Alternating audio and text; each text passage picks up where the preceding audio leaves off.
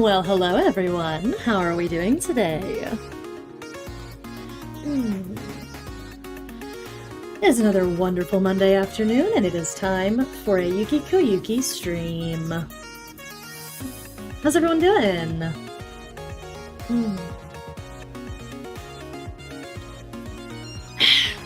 I got myself a juice, which is nice. It's his best day, says Morgan, and I just dropped my dual screen, quote unquote. Ah, Sil, you'll be fine. Don't worry about it. You're all good. Hey, Kryptonite, it is so good to see you. Thanks for hopping in.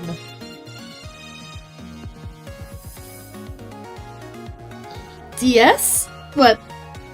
The Nintendo DS? What? Can't just say things. Wimgles. Oh, yeah. I have a fake dual screen setup because I can't, fit a second monitor on my desk. So I just kind of glance at chat on my phone. But it's hard to get my phone to stand up sometimes, so it falls over a lot, and it's a pain. Actually, DS stands for something else. It stands for, dual system or something, according to a fun fact we got from Jonas last week. So, that was fun. I am trying a new way of streaming the background music. I'm using rhythm bots in my in a Discord server I have. So it's just like a personal Discord server that I have. And I'm hoping that it'll kind of maybe stop the horrible skipping that we get. Yeah, I know, you'd think that the DS stands for dual screens, but apparently it doesn't.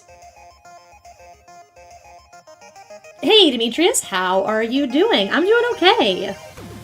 We're gonna be doing more sexy green M&Ms today, so we're probably gonna get some line art done, etc., etc. I also messed with the audio mixing just a little bit. I turned the background music up just a hair. So let me know if you guys have noticed or haven't noticed or whatever. I just was going through VODs the other day and I just noticed that it was just really quiet, you know? And I'm entertaining, but I'm not that entertaining.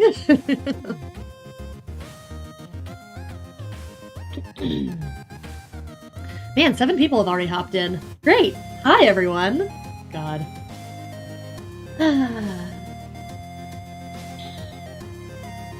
I'll give it another minute or two. I'm also sipping on a juice. You haven't Bucky says he hasn't really noticed. Okay. I mean, honestly, it's fine. I noticed.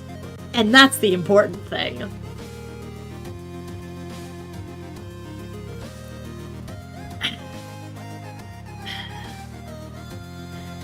I know I'm entertaining, but I'm not entertaining enough to not have fun chiptune music playing in the background. I'm doing okay, CHR. How are you doing? Mostly I'm just looking forward to working on this line art. Honestly, we're clipping along at these pinups real fast, so I'm just over here okay. Because I know we got the sketch done, really, really quickly last time, so I'm wondering if we'll do full-time again today. Also, I know I was supposed to do Among Us last night, but I got home from my dumb little part-time job at the, the fancy juice store I work at, and I literally was like, okay, I'm home in time, I'm gonna lie down for 20 minutes, and then I'll get started. Then I'll, do my checks, and I'll hop online. And I laid down for 2 hours. I woke up and I was like, oh, it is now 11:30. And I felt so bad, so sorry about that. We'll try and do Among Us maybe this weekend for our bonus stream. I still want to do the Among Us collab stream with my friends and stuff. I think that'd be really fun. Also, you guys might get a voice reveal for Syl. Aw. CHR, if you drew me, I would love you forever, but do not feel obligated to draw fan art for me. Oof. I got something in my throat.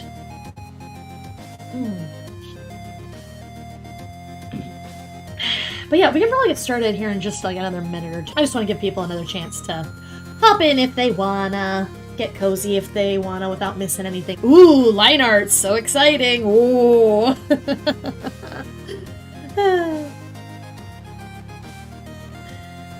Aw, big hearts right back at you, CHR. You guys are sweet. Slowly my army grows. I mean, what?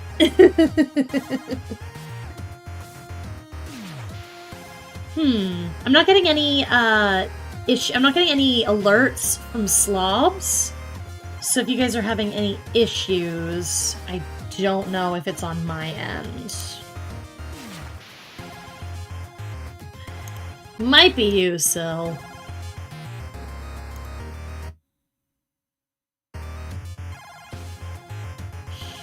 Like a record skip, huh?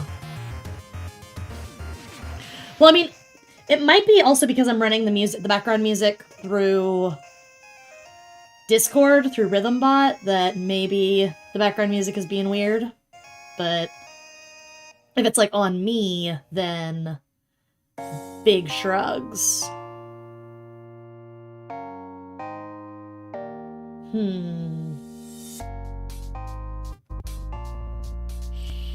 Oh, my voice is skipping too. Interesting. Because I'm not getting any alerts from slobs or... Well, I just got an alert from YouTube. That's fun. Alright. Interesting.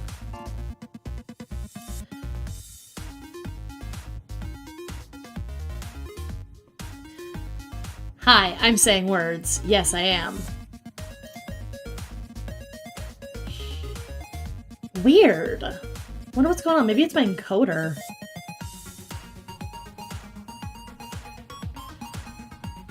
Because the internet's holding strong.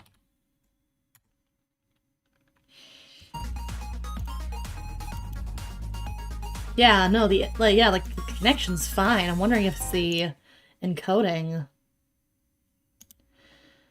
What a pain.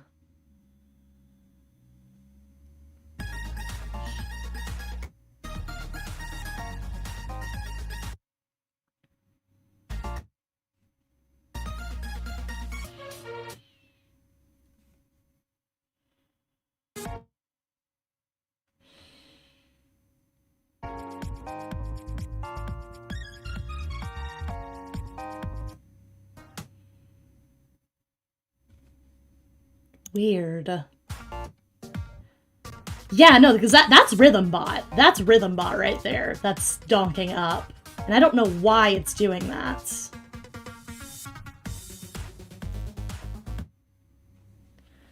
Huh. Would that be an internet thing, maybe? Should I just reset my Wi-Fi adapter? This is such a pain.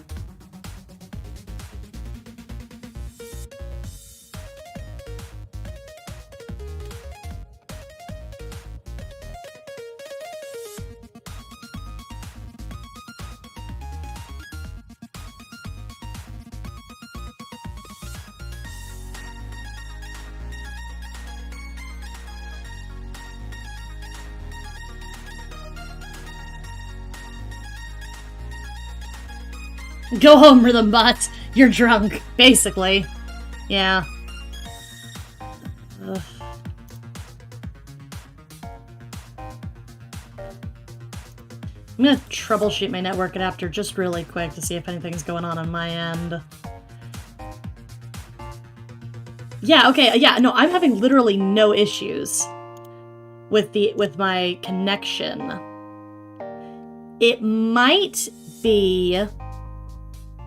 You know what it might be? It might be the encoding settings I have for... It might be the encoding settings I have for Slob, so I'll probably have to look at that at some point. Well, if the stream explodes, the stream explodes, but I certainly hope that it does not. Either way, do you guys want to get started with what we actually had planned today instead of just staring at connection issues? Hi Gleam, it's good to see you. Let's let's go ahead and get started, just so that, you know, we can say we tried. Alright? Alright. Hello, everyone! Greetings, Earthlings! My name is Yuki Koyuki, and welcome to another calendar pinup art stream. So, today, we finished the sketch for this Sexy Green M&M pinup last time, so we're gonna get into our line art, which is gonna be fun, fun, fun. Line art colors, that's not what I wanted to do. There we go. Alright. Should probably put these, like, sketch layers and such in their own. These are just the feet that I tried to use last time and they ended up not working. Might as well, here, what we're gonna do, let's get our layers in a row. I don't know why I'm saving these excess feet layers, but I am, so it's fine.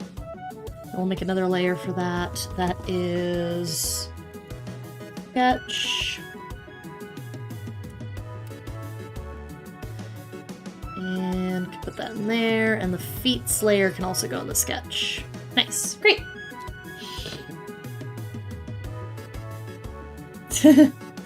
Nerd saying all he's been working on is some Ask His OC's answers. That sounds like fun. Have you gotten a lot of questions yet? Or no, not much? It can be kind of a pain when you're running like an event like that and like not a lot of people interact with it, but don't get discouraged.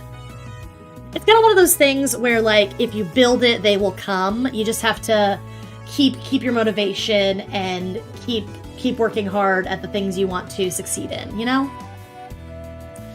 This is a size 17 brush for my inking. I think I might just do the 8, 10, 12 brushes I've been using.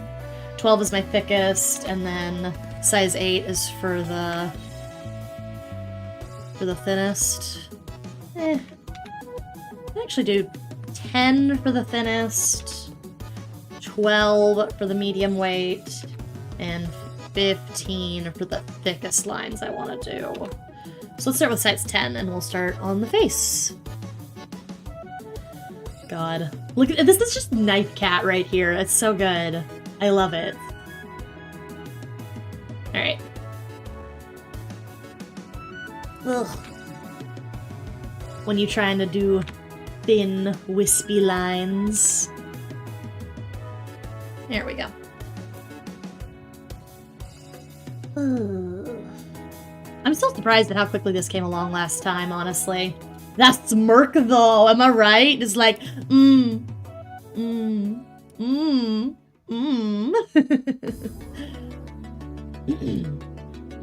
Yeah, I was definitely emulating Knife Cat for this. Like, that was the 10,000% the inspiration behind this facial expression. Insert Knife Cat image here, honestly.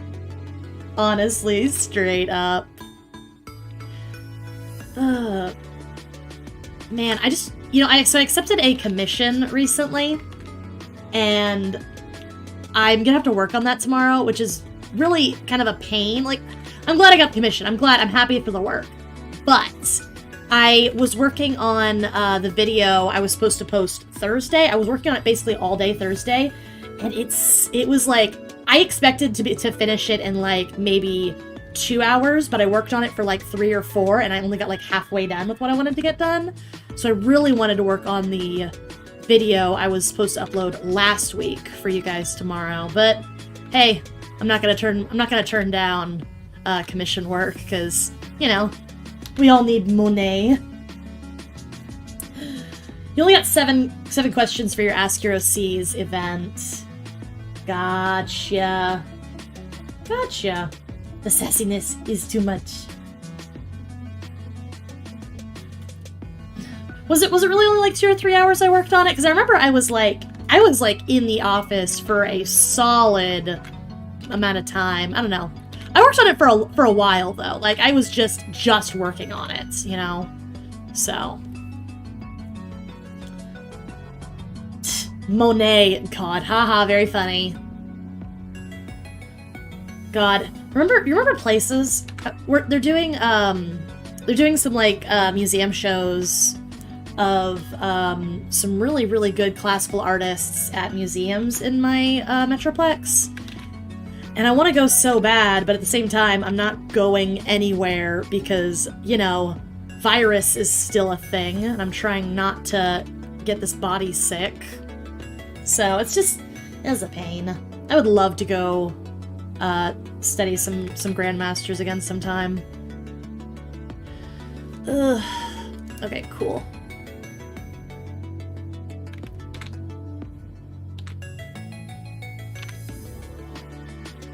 Yeah.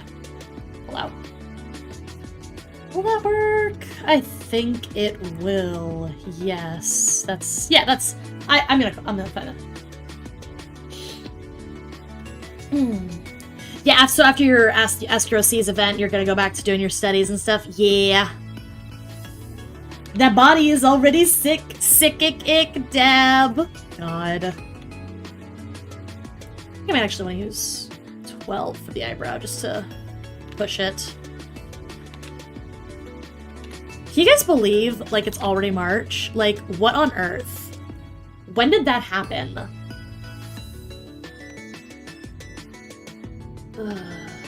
Okay, what am I doing? Okay, I'm gonna do the other eye. Whoop! Well, hello. Hey, Dimitri, how are you? We're doing okay. We're working on this pinup for the calendar that's gonna be available in December-ish. November, December-ish.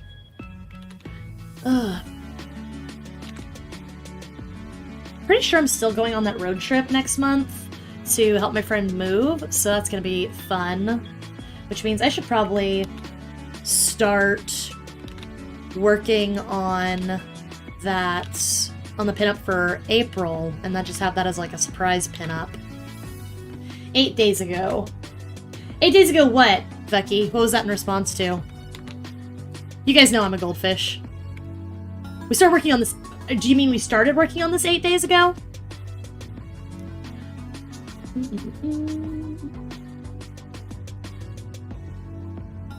Because I know we only try and do like, one art stream a week. You know, because I don't want to like overwhelm you guys with anything, you know? Yeah, this is a pinup for the March month of the pinup calendar. That's gonna be, yeah, a thing. Oh, March started eight days ago. Gotcha. Yeah, I mean, it hasn't been March for very long, but still, it's already March. Like, time is fake. Time is fake, and I don't like it. Kind of reminds me of the did anyone ever hear or watch Don't Hug Me, I'm Scared? That YouTube puppet show that kind of took the internet by storm for like a couple months in like 2012-ish. Does anyone remember that? They had a music video about time, and it was good. It was very, very, God. I don't want to say, like, existential, but, like, one of the things about Don't Hug Me, I'm Scared was always that there was some crazy, unexpected twist at the end of the music videos.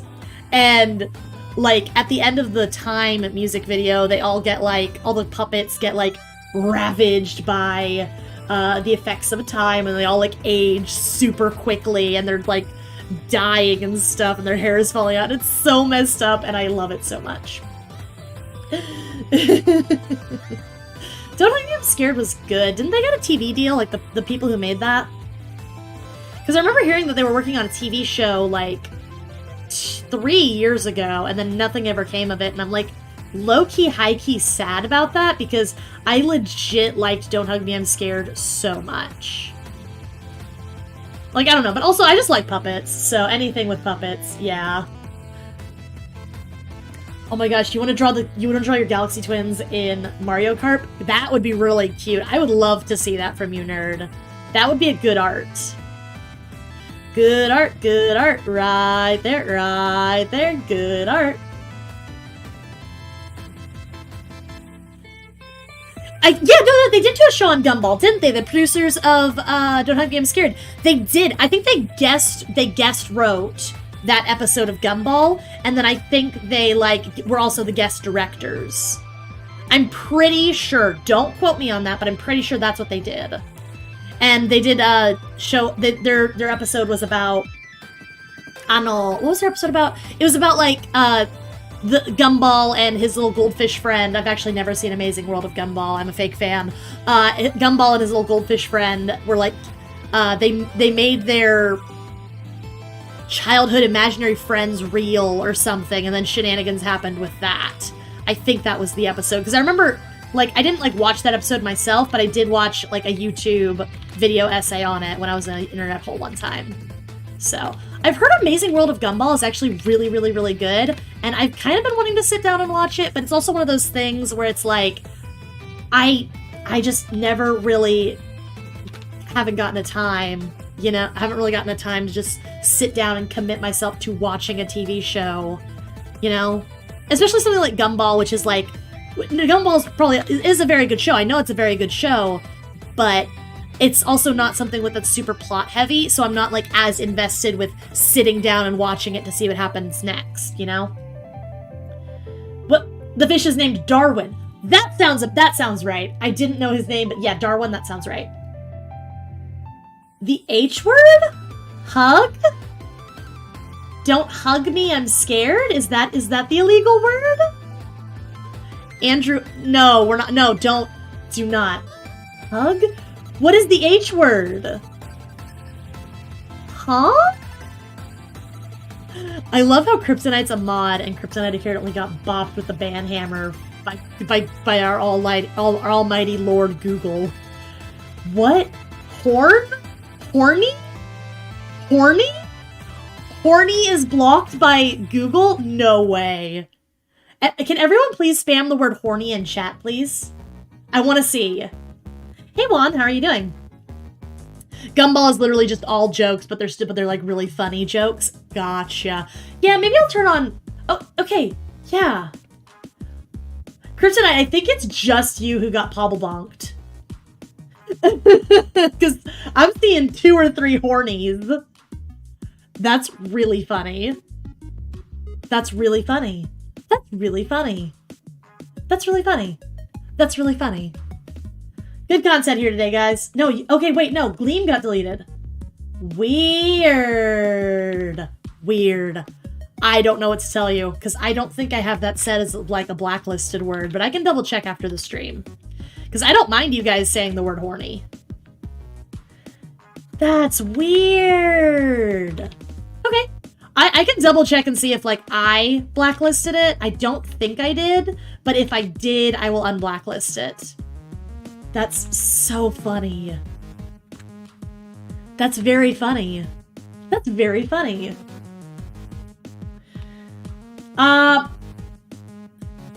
Writing the word in all lowercase gets it deleted. That's so weird. That's weird. That's weird. Morgan, if you're behind everyone else, you might want to click the live button there on the video player, and it'll send it. It'll catch you back up. Can I please draw this? Yeah, I think I'll accept that. Gonna go do this. Sharpen these up. Henry. Honnell. God, no. Terrible. Hey, Panda! I see Panda in the chat. How are you, Panda? How have you been? Haven't seen you in a hot minute because I've been off of Twitter because I still haven't remade.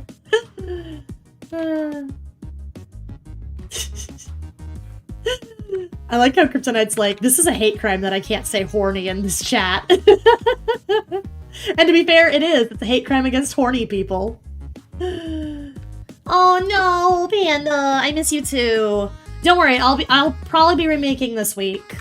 Well, I think I actually have remade, I just haven't, like, made my thing public yet. But no, I'll be back soon, don't worry.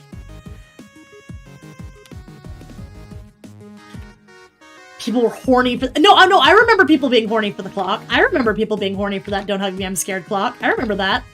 I was one of the people who was horny for the clock. I tried to convince King Meme to cosplay the clock with me. I was going to cosplay the Notebook, and he was going to cosplay the clock, and he shot me the heck down. No, for reals, actually. Panda, hey, how have things been going on VTuber Twitter? I've not been around. Has anything interesting happened? It's really funny. Is it... Ah, that's not what I wanted to do. There we go. Is it like maybe a little narcissistic of me to expect that people would have noticed that I got bonked? Because, like, you know how, like, on VTuber Twitter, like, someone gets unfairly bonked and then everyone rises up in arms and is, like, really mad about someone getting unfairly bonked? But then, like, literally, I don't think anyone except maybe you noticed I was gone. Very funny, honestly. God. Ugh, that's because Panda is my true friend. Right, Panda? You're my bud. You're my pal. We love Panda. Yeah, like, yeah, Alligator got a hashtag in VTuber Twitter when she got bonked. I don't even know what she got bonked for. Like, Twitter bonks VTubers for no damn reason. Yeah. I don't really even follow her. I just knew that she was a thing and that, like, I found out about her when she got bonked, you know? So. Gleema's saying, I've been showing my nephew how to build a team and EV train Pokemon since he's tired of losing online. Good! Start him young! Because, like, honestly, like, EV training is straight up the reason why all those, like, top-tier trainers are winning and stuff, because they've min-maxed their Pokemon stats. Yeah. I don't know, it's just interesting. It's actually kind of cool that, like, there is that super, I don't know, what's the word I'm looking for?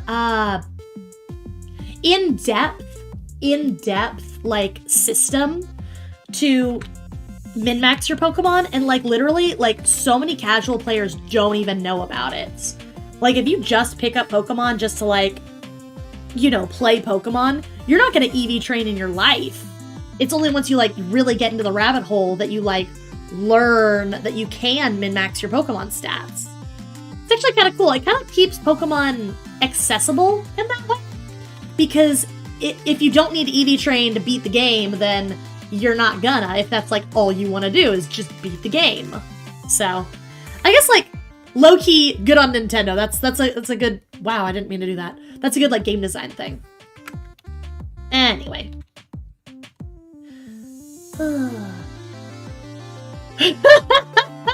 Hello, Egg! Welcome! God. Am I being arrested by the Egg Mafia? You'll never take me alive! Dumb. Welcome to the stream. Goofy. We are working on a pin-up for a calendar that I'm gonna put on my merch store eventually. So that's kind of fun and exciting.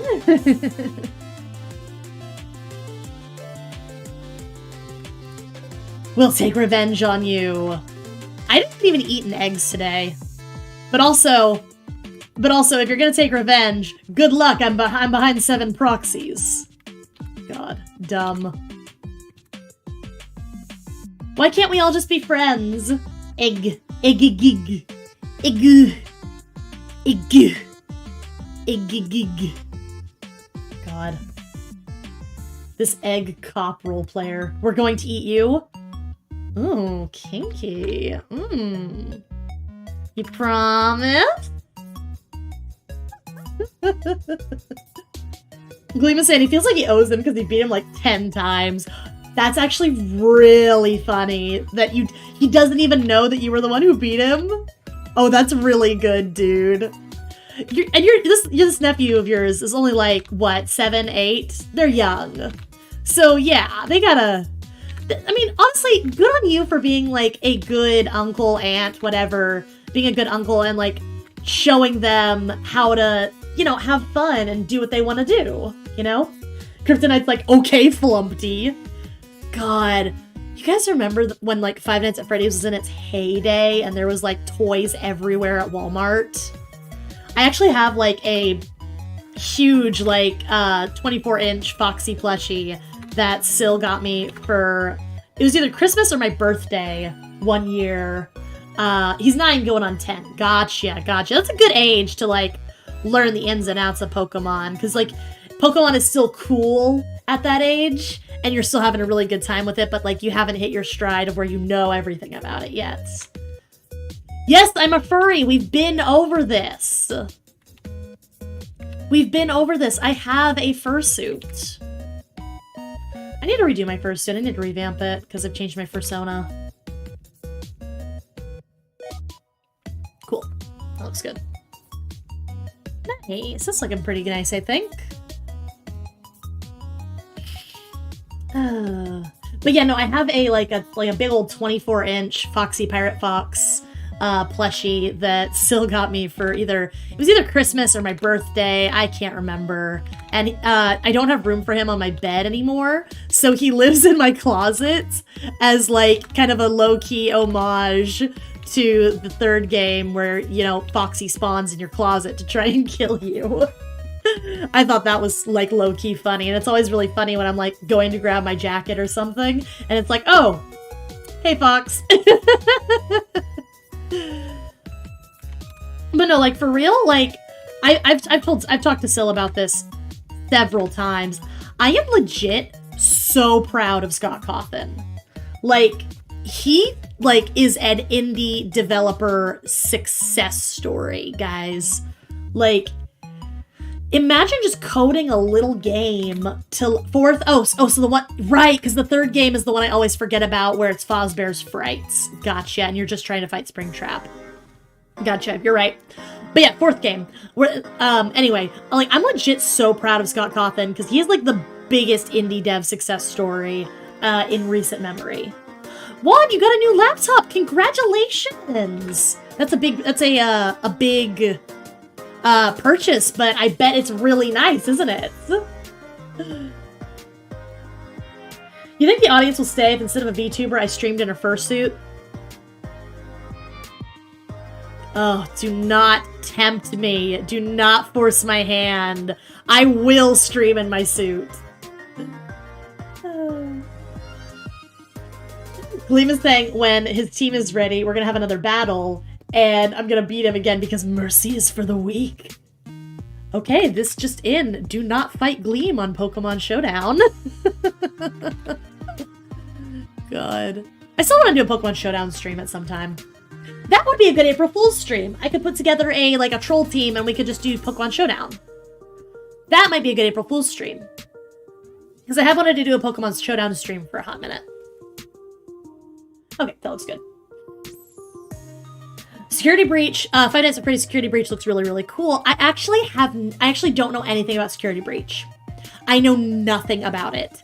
I know that it's the next game. I know that it's VR, I think.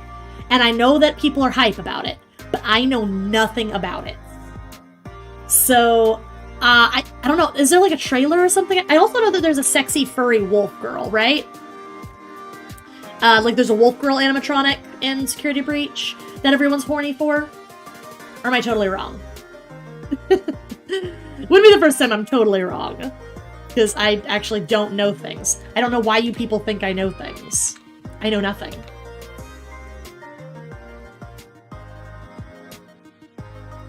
There we go. Roxanne. Okay, yeah, so there is a sexy wolf. I knew it. I knew there was a sexy wolf somewhere. Don't worry, sexy wolf. We'll find you. All I needed to hear, how do I pre-order? I think it's on Steam, but it's also a VR game, so I don't think you'll be able to play it unless you have a VR headset, unless they do a port, like an out-of-VR port. I know they recently did, and I say recently by my standards, where there was a Five Nights at Freddy's, another VR game, but it wasn't like a full VR game. It was just like a collection of like mini games that had some fun little lore hooks for people to discover. Yeah, Help Wanted. Yeah, that was the VR mini game collection. Because that didn't have, like, a campaign, did it? Okay, so it's gonna be a PS4 port, then. Interesting. Gotcha. Fascinating. Again, I'm so proud of Scott Cawthon. He is a great indie dev success story, and I'm so proud of him. I will probably support Five Nights at Freddy's till my dying days, unless they do something horrible and unforgivable. Like, you know, really bad transphobia or something like that, so. But still. Good for Scott Cawthon. Good for Scott Cawthon. Oh, no, it kind of already did something horrible and unforgivable. Great. Okay, great. Love it. Ugh.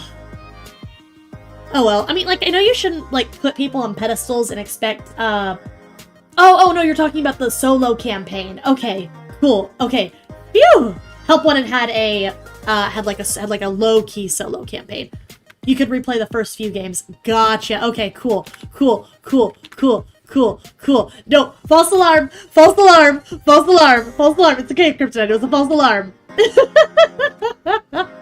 I'm sorry, this is what happens when, like, you guys are on a little bit of a delay. So funny. Hey, Speeve, how you doing? Hey, I seen you 2 new faces. Hello, Giovanni. Hello, Flavio. Welcome. Hey, Callie, how are you doing? I'm so glad to see everyone. We're working on a little pinup for a calendar that's going to be in my merch store. Every month we do votes to decide what the subject of the next month's pinup is going to be. So if you're interested, stick around. Maybe we can vote on it. I usually post them on my Twitter, but my Twitter's down for a little bit longer. So, yeah. Wah, wah. I feel like I should probably be doing some of these lines on other layers so I don't have to keep, like, doing this, like, obsessive cleaning of my lines. I can just, like, you know, just do one quick little swipe and go. Funny.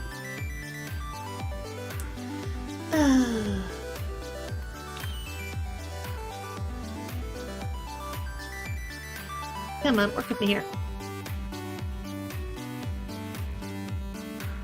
Yeah, cool. Ugh.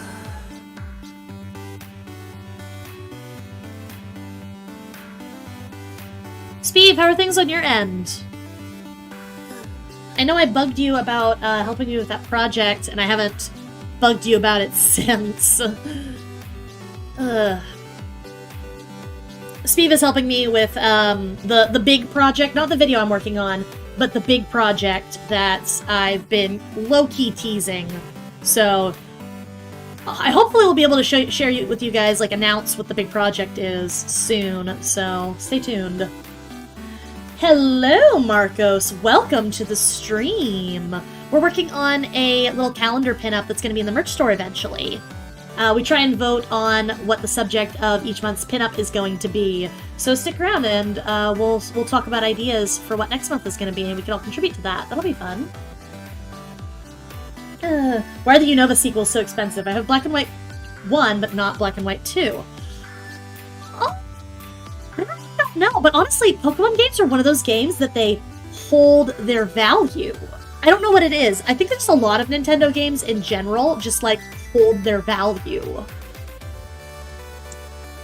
Yeah, the DS games in general, they are getting scarce, aren't they? When's the forecast for this drawing to be done? So we're gonna do all of the line art today, hopefully, and we're going to do the coloring next week, probably. So next week, this drawing will probably be finished, and yeah. God. Oh, Yuki covered... No, we're not doing a Yuki covered in Miracle Whip pinup. It's not happening. Maybe it's happening. I don't know. I'm gonna make a new layer here, just so I can do some of these lines. Yeah, let's start about here. Just pull down. Tilt this at an angle, maybe? Ugh, do we even like that? I don't. Yeah.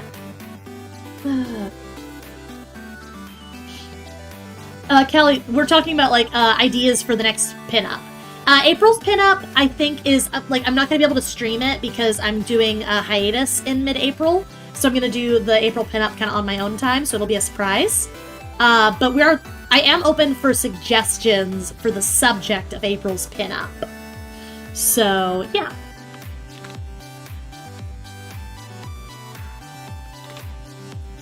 Come on, work with me here. There we go. No. Oh, cool. So you have a voice actor lined up for your project, Speed. That's really good. That's really good. I'm really excited that you've found someone to work with on that front. I know you've been working on that story forever. So it's really good that, you know, you're doing some more work on it. That's great. I'm really happy for you.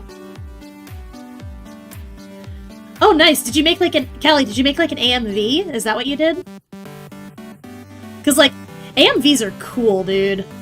Like, sometimes just, like, listening to a song, it just hits different when you watch it on an AMV. Oh, no. Guys, the best song in the world is playing.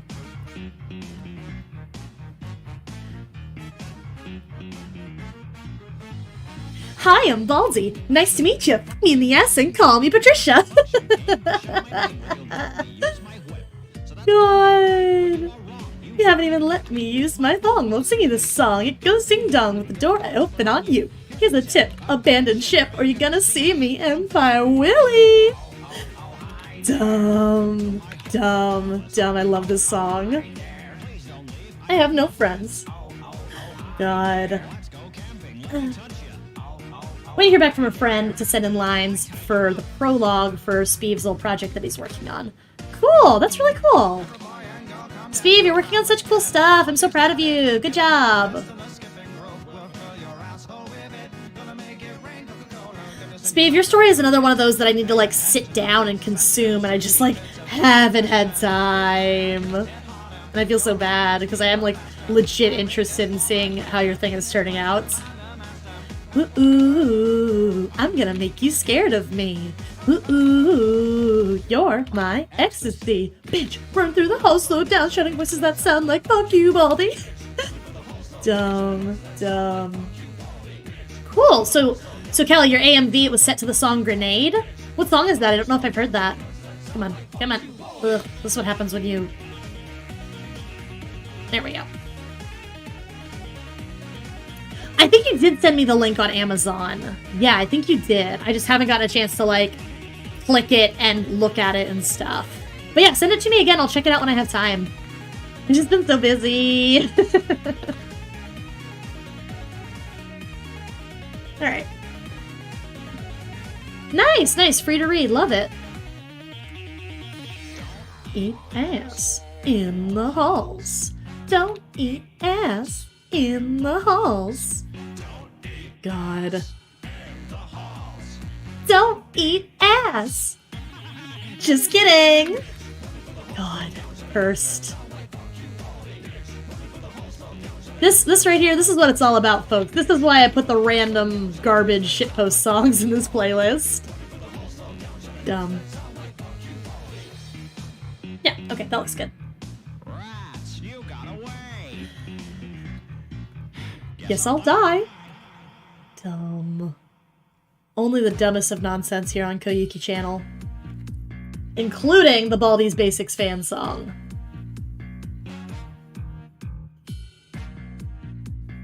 Actually, I think I will keep that. The song you used in your AMV, Callie, that was made like 10 years ago? Is that technically an oldie at this point? Honestly, nerd, that's not a bad idea.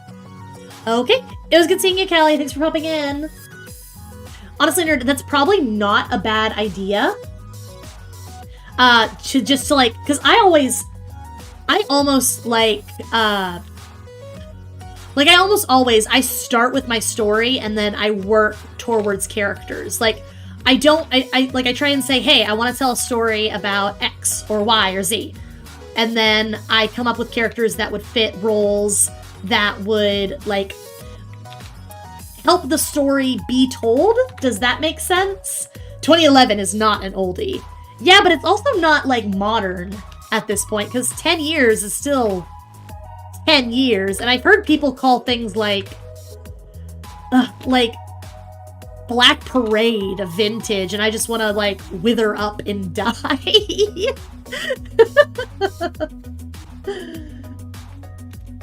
Steve is saying, for some reason I want to cover that Baldi's Basics song, You're Mine. And I'm like, yeah, do it.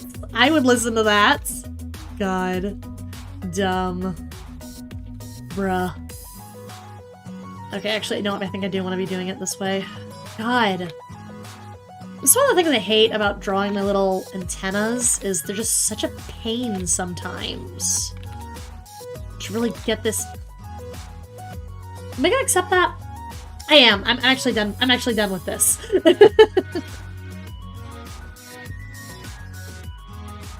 Black Parade is not vintage. Exactly, that's what I'm saying! Don't call something vintage if it's not. Like, it's the Black Parade. Yes, it's like a hallmark of the genre, but it's not vintage. Please, no, don't say things. You can't just say things, children on the internet. God.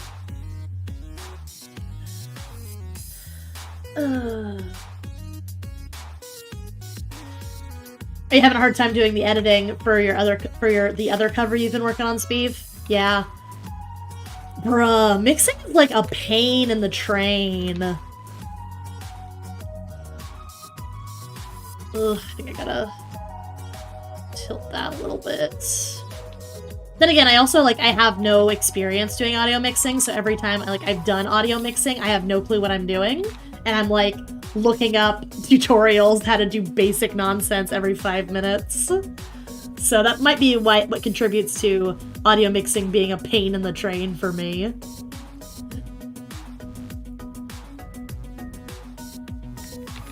Wrong layer. Wrong layer! Right layer. Let's go.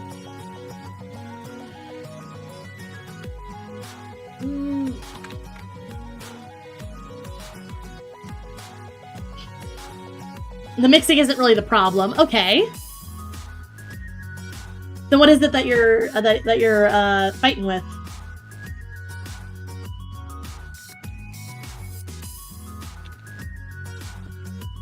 Come on, Circles.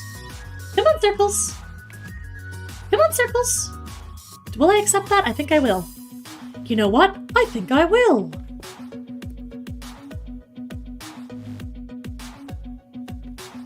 Oh, the problem is I don't have the motivation to work on it. Lol.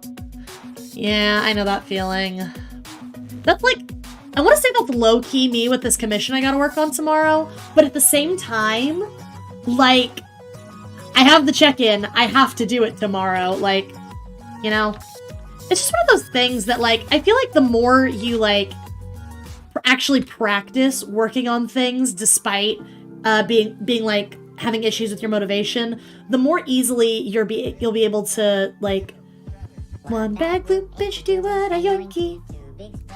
Well, the more easily you'll be able to, like, actually get up and work on something, even though you're not really feeling it, you know?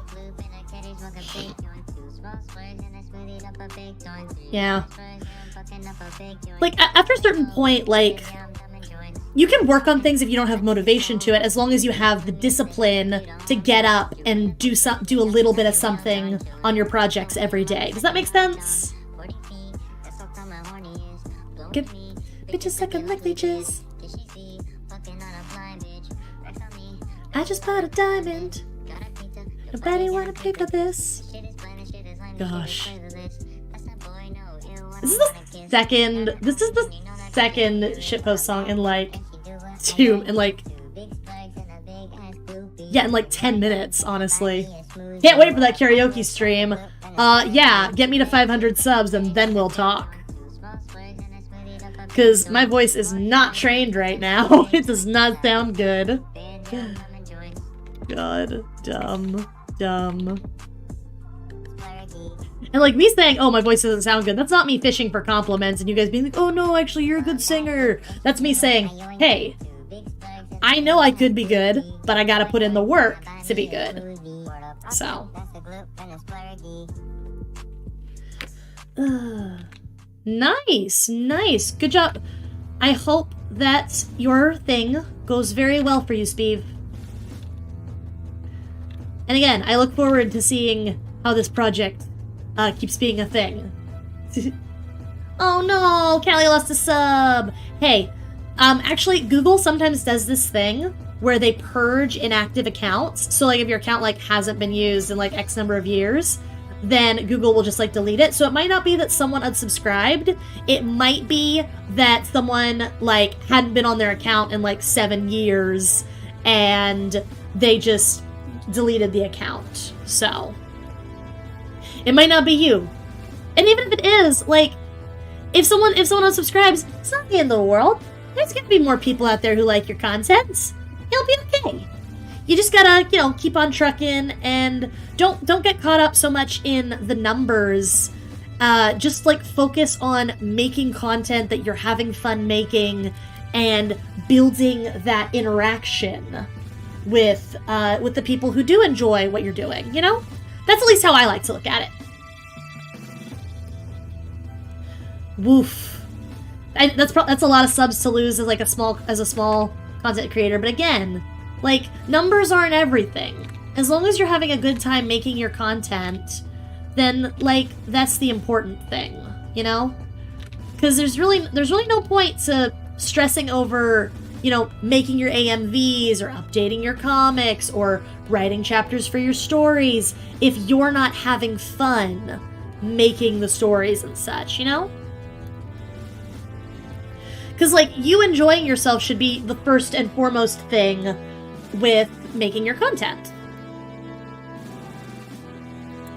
Kind of move for chapter 3 as a whole. It's kind of my least favorite chapter I've written looking back. Yeah, sometimes, like, another thing with, like, long-form projects and stories, right, is that as you keep working on things and as you keep honing your craft and getting good at doing things, yeah, you're gonna get better.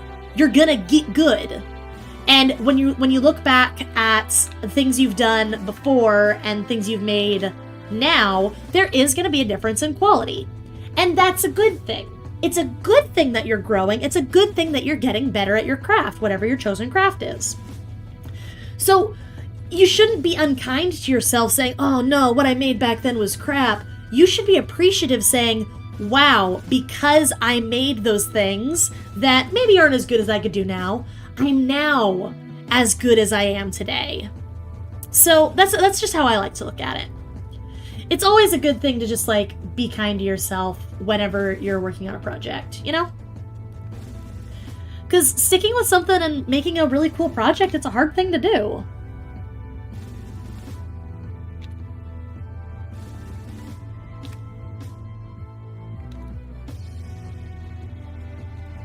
Ugh, come on.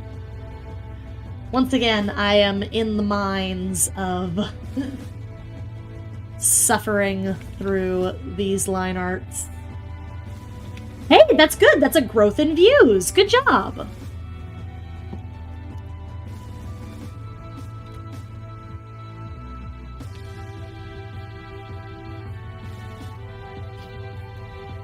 Still saying I've been working on a project for almost 10 years, and it wasn't, what I used to work on wasn't like high quality, but I enjoyed it, and it's gotten me to where I am today. Exactly, see? Yeah. Also, think to yourself, if you had like a peer or someone who like you cared about, someone who's your friend, right? And they were making work that was the same kind of stuff that you made back when you maybe weren't as good at your craft as you are today, would you have been unkind to them? Would you have said that their work was crap and that, oh, they can do so much better, blah, blah, blah?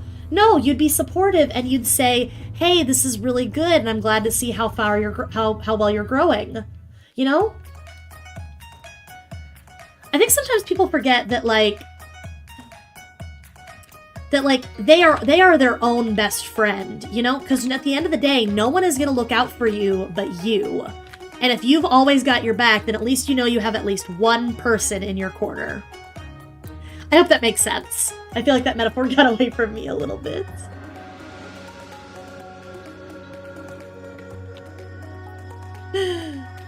Callie, give me the laugh emoji at my nonsense. Thank you, I'm glad you're entertained. Dumb. Goofy. Only the goofiest of nonsense here today.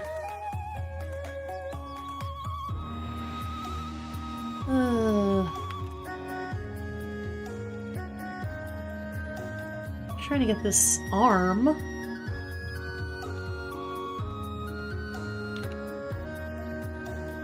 Do I like that? Yeah, I like that. I'll go with that one.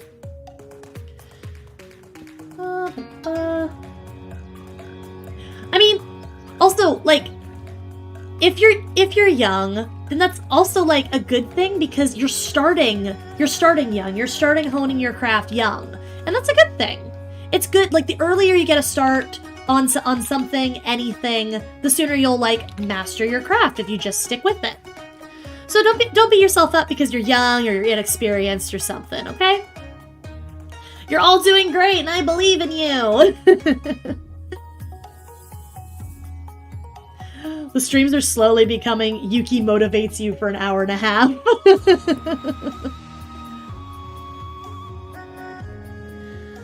Callie be like, oh, I want to watch Black Butler. Black Butler good. Black Butler good.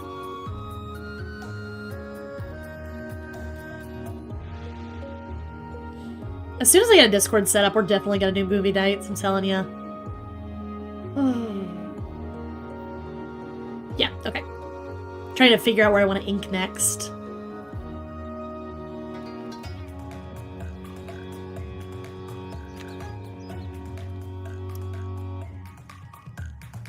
Booba. Why does this music sound like the music from Honey Pop 2? Like, this kind of sounds like the music from the, like, what is it? The one that was just playing. The golf course date music. That's what it sounded like. There we go. I got there. I got there eventually. It's alright. Everyone knows that Yuki doesn't have a brain cell. It's just fungi.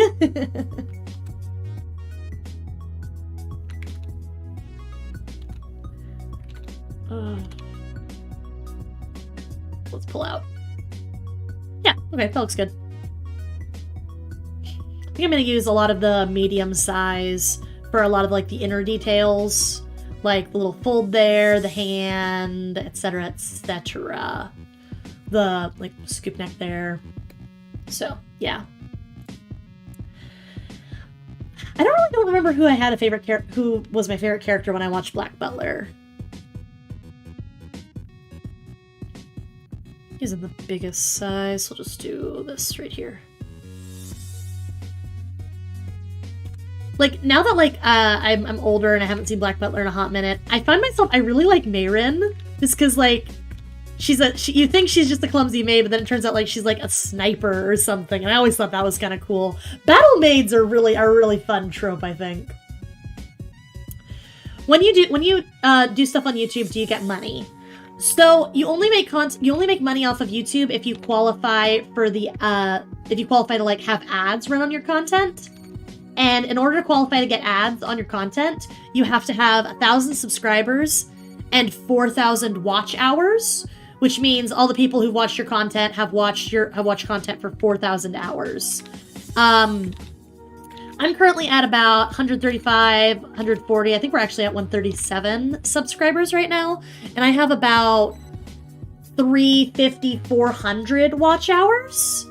So it takes a hot minute to reach the subscriber and retention threshold to get monetized on YouTube. But it can be done. It's one of those things where just like, I know I say this a lot, but build it and they will come.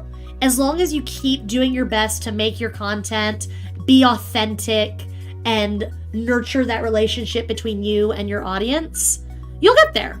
You just have to keep at it, and don't get discouraged in the early game just because you're having a hard time, because it's one of those things where if you just keep at it, it will grow exponentially and you'll be where you're at, where you want to be if you just keep at it. It's just one of those things. Hey, Taco! Welcome, welcome, welcome to the stream. Also, if you want to go watch anime, you can go watch anime. Go have a good time. Enjoy yourself. You've been playing Pokemon Gold and Silver, and in 2017, I got to go to the Pokemon World Championship, but I lost qualifiers. Oh, rough! That's rough! Later, Callie. Thanks for stopping in. It was good seeing ya.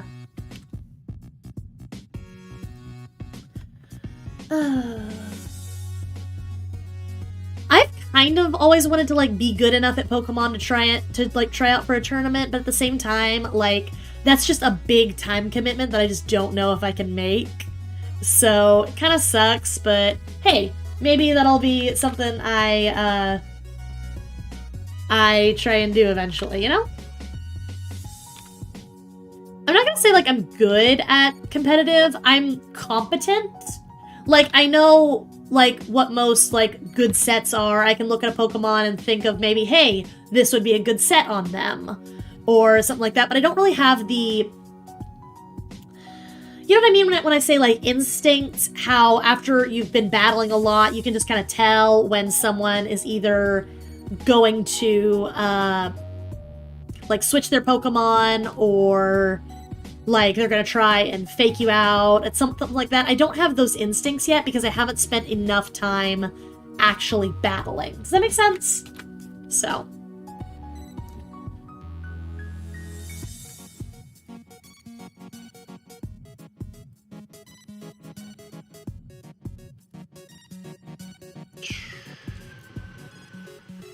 Yeah, there we go. Do I like that? Do I like that where that is? I think I do.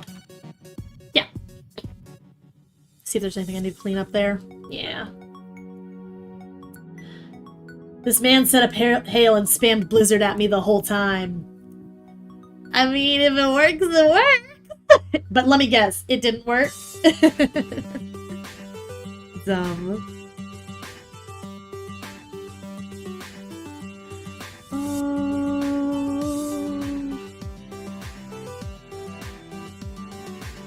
Yeah, I'll do here.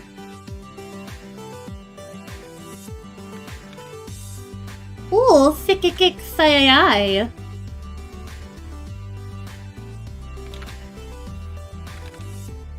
Thick thigh. Ooh. Look at that. It's beautiful. It's luscious. Could crush man's head like sparrow's egg. Dumb. Only the dumbest of content here today.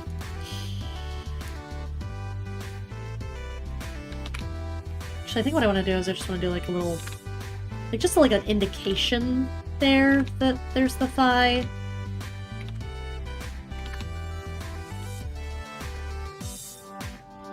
Come on, bro. Works me. Thick thighs. Okay, Zangief, get out of here. Can I shame myself here publicly for just a second? Am I the only one who only knew about Zangief from Wreck-It Ralph? I feel like I'm about to get publicly shamed by chat. And I'll probably deserve it. And in my defense, I don't like fighting games. I don't usually play fighting games. I'm not a fan of them. Okay, cool. Okay, good. Okay, great. Because, like, he was like a character in Street Fighter. I know that much, but like also never really played Street Fighter. God. I'm so glad that everyone in here also didn't really know who he was until Wreck-It Ralph. That's really funny. Wreck-It Ralph was a good movie. It kind of had a weirdly broken moral, though. Like, you guys get what I mean? I mean, fighting games are just basically like, kill the enemy, but the enemy is another player, which introduces a more unpredictable, like, an unpredictability element to the game. You know what I mean?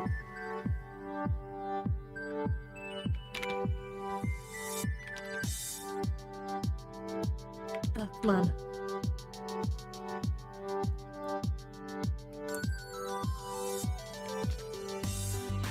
Ugh. I feel like that line probably looks fine if I zoom out. Yeah, it looks fine.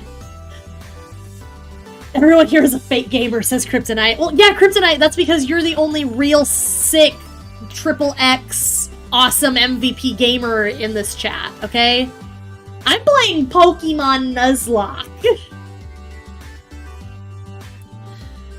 Don't have the brain space or dexterity to learn the combos. Honestly, same. Same.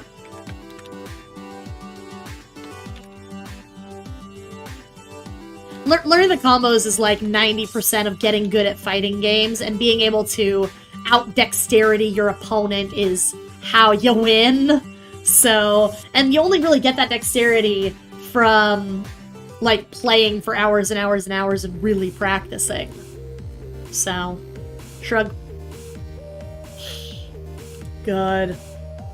Taco's like, excuse me? I am a real gamer. Oh yeah? Name all 10 video games. Blech. Hold on. I just burped up my burrito. Blech. We're good. Dumb. Only the dumbest of nonsense here today.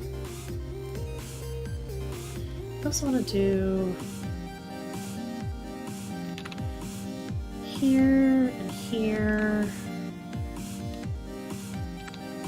And then we can probably go in with our slightly smaller brush and start doing some of these finer details now that we've gotten some of the bigger lines in place. Touches Kryptonite. Shoot guy. Punch guy. Yeah, what are the other 8 games? Jump over guy. God. No, I'm actually indie nonsense. Tag yourself, I'm indie nonsense.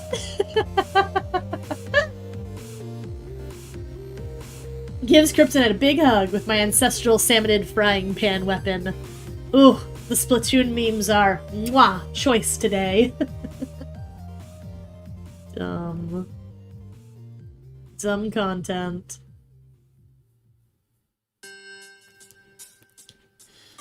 Don't let guy touch you. Kryptonite really be out here naming all 10 video games. Sir, I'm so sorry to have ever doubted your status as a true gamer.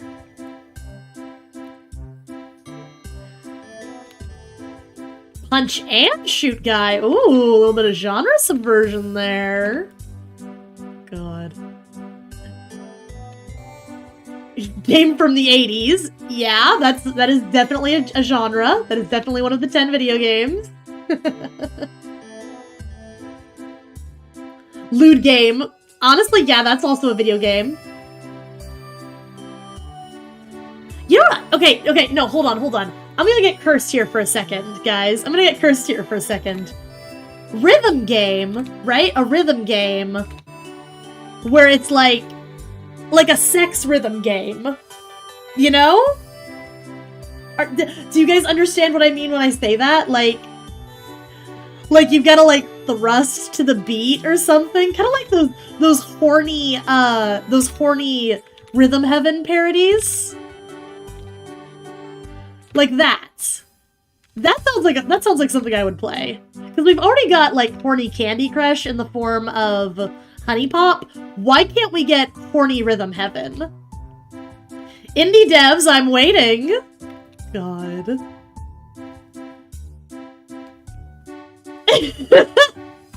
Taco, did it just give you a massively horrible idea?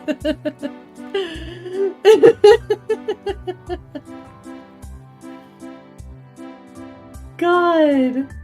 Honey Pop but like Osu instead of Bejeweled.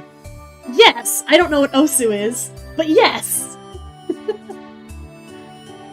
Guys, Honey Pop good. Guys, Honey Pop good. Guys, Honey Pop good. I haven't beaten it, but Honey Pop good. Honey Pop too hard, but Honey Pop too good.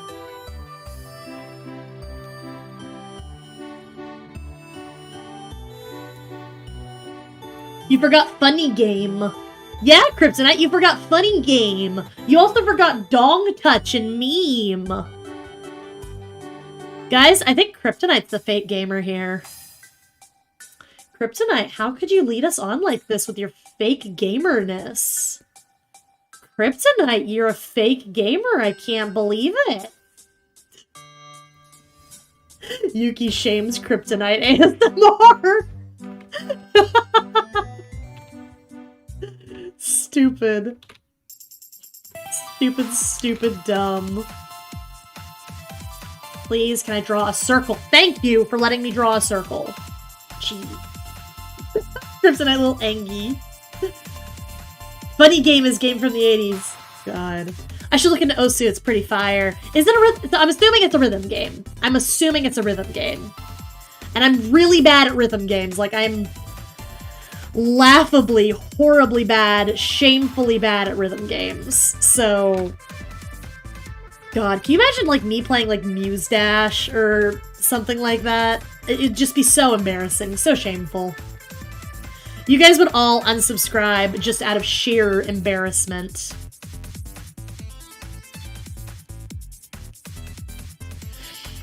Ugh.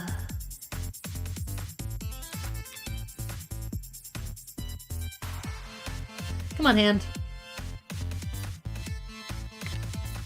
Can I draw hands? No, but I'm gonna pretend like I can. And that's gonna get me through. That looks like a hand? Let's pull out. It kind of looks like a ham. God. Aw, Sylvie like hugs Kryptonite. You're the real gamer in my heart. Honestly, yeah. What about Rhythm Heaven? I played a little bit of Rhythm Heaven on, like, the DS, but I wasn't very good at it either. Like, if there's, like, a easy mode for, like, people with really bad rhythm, maybe I could be good at fake it till you make it. Exactly. Exactly. I'm pretending that I can draw hands until I can actually draw hands. I'm gonna say that that's good enough. I'm gonna say that that's good enough. Because, like, there's actually, like, a scientific reason why we think the sketch layer looks better than the line art layer. And that's because the brain, your human brains, they can pick up a line of best fit. So they can, like, tell which way a sketchy line would look most accurate. But when you commit lines with, like, a darker color, cleaner line art, etc., they are not always the line of best fits. So they look weird to human brains. And that's kind of something you can remedy both with study and with practicing drawing clean and smooth lines during the sketching phase, which is kind of why I'm so obsessive about sketching cleanly. Rhythm Heaven takes no prisoners. Yeah, then I am dead. I'm in a POW torture camp when it comes to Rhythm Heaven. Yeah, Rhythm Heaven is really good. Rhythm Heaven has a really, really good aesthetic, you know? And I'm like, one of the number one things I appreciate in games is a good aesthetic. So, like, it's the reason, like, I used to hate shooters until I played Splatoon. But Splatoon's aesthetic got me interested in Splatoon, and now I'm really good at Splatoon. I'm really good at Splatoon, but I'm only good at Splatoon. I'm not good at any other shooters because I'm not willing to put in the time to get good at them because they don't interest me because they don't have a good aesthetic. Like, aesthetic is... I will forgive so much if you have a good art style and a good aesthetic. It's part of the reason why I hate Oblivion's... I don't like Oblivion's art style so much, is because it just looks like trash and they didn't even try and do anything fun.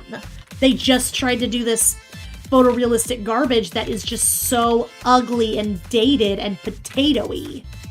So, yeah. And I know Oblivion has, like, a great story and it's a rich game, but I can't I can't play a game if I can't stomach looking at it.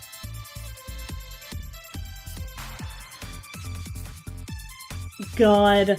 You can't be in a prisoner of war torture camp if it comes to Rhythm Heaven if Rhythm Heaven takes no prisoners. God. And what I'm saying is I died in the prisoner of war torture camp, and Rhythm Heaven was the one that killed me.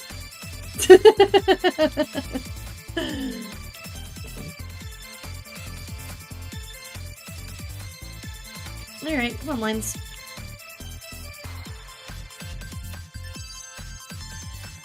Gonna clean this up right here. Just shine the thick signal in the skies. It's just an outline of some thighs.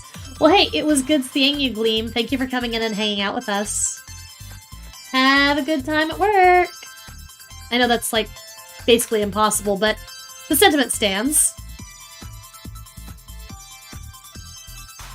Dumb.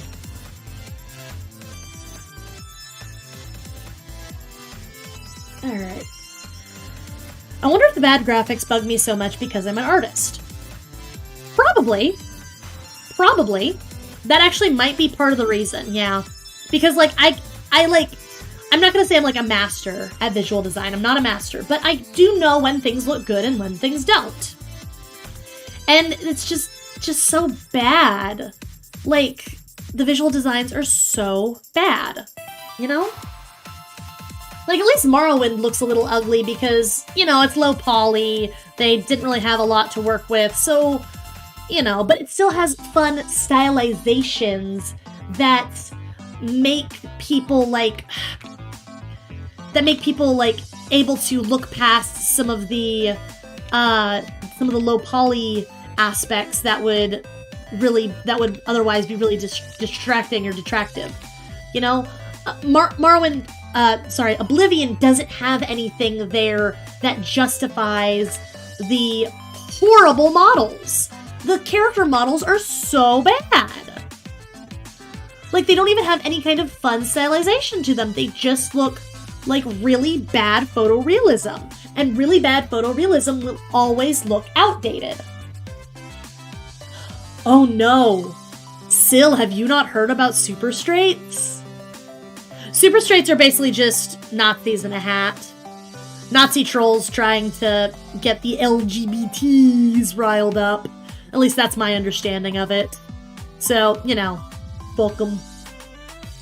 We're talking about Elder Scrolls Oblivion. Yeah.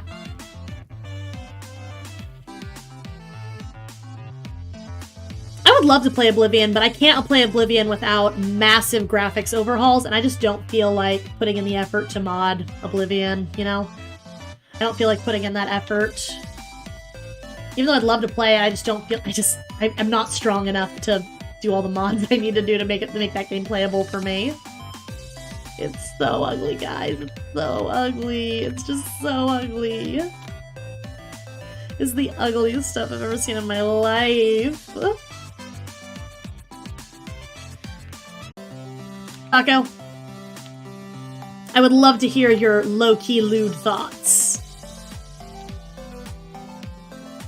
This fungi always be her knee. Just wait for Sky Oblivion. It'll only take a billion gajillion years to come out. God. Didn't Sky Oblivion get, like, cease and desisted by Bethesda? Or was that something else? Because I think it got cease and desisted by Bethesda. Did it don't? Oh no. I don't have... okay, I just checked slobs. Slobs didn't give me a thing.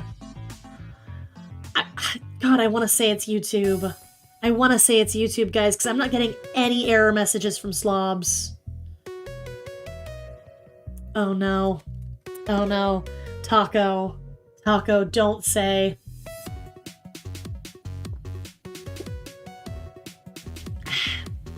Sippy juice. Taco, do you want to fuck the sexy Derpina?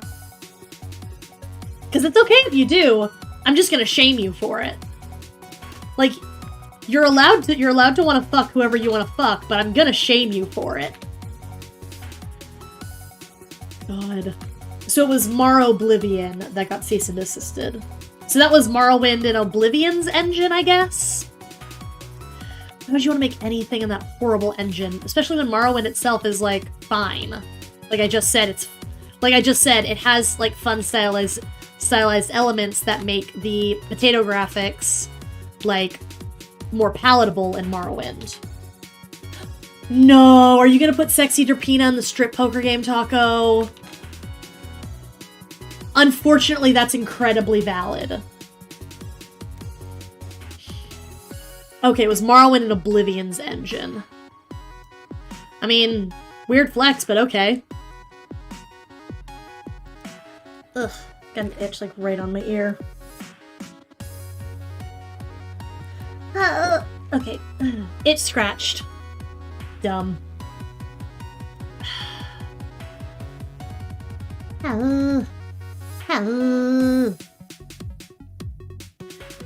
Art! Art! I feel like Dean from Iron Giant. Boop. Hey, Speed, how you doing? They started, so they started doing Mar Oblivion before Skyrim came out. Gotcha. Gotcha.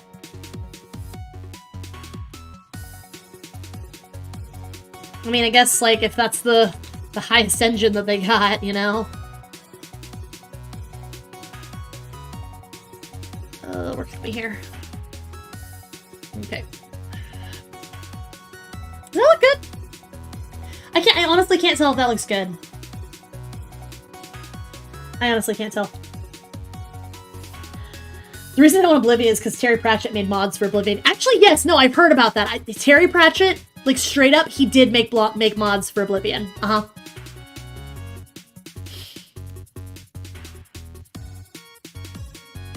I think that looks good. Yeah, I think that line is fine. What mods did he make for Oblivion? I need to know. I think if you just, like, search up...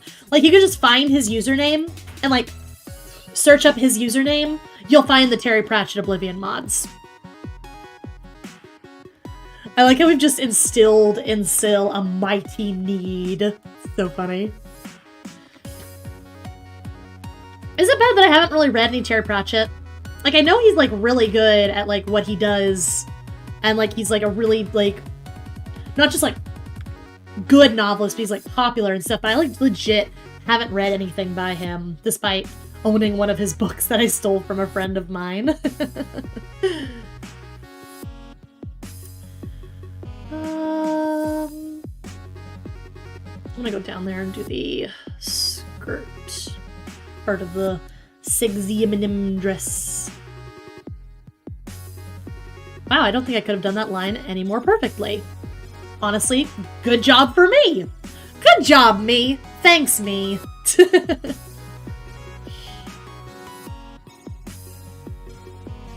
Gotta do the sexy couch after this.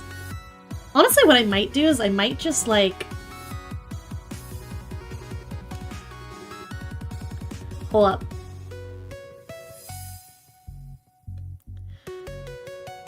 And then turn that all the way up.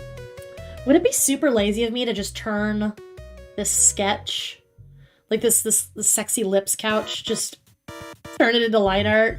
Like, just darken the lines just to make it line art so I don't have to... That would probably be very lazy of me. I'm probably still gonna do it anyway. God damn. Alright, where were we? I've only read one Discworld book, and it was when I was a kid, but I want to read more. I have a hard time reading lately, yeah.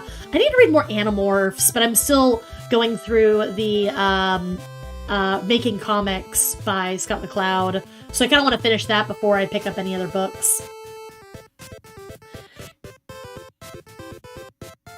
Oh, Steve, are you playing D&D?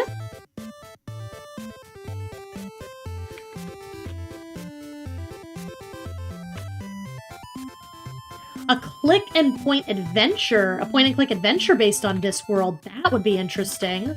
I actually don't know a lot about Discworld, even though I know that that's like... Right, I just fell on the wrong layer. It's fine, I can just clean up this line and I'll go back to the right layer. Even though I know, like, Discworld is, like, Terry Pratchett's, like, biggest series, right? Yeah, that sounds about right. I did like Good Omens, and I know that Good Omens was Neil Gaiman and Terry Pratchett working together, right? Is that accurate, or am I totally incorrect? I gotta do the shoes. Look-y not looking forward to it, but like, I think I've done, like, literally everything else here. So... Wah, wah. Shoe time. All aboard the choo-choo shoe, Charlie! I hope I just blasted someone back into 2007 with that. Honestly, I really hope I did. If any of you know Charlie the Unicorn, then good.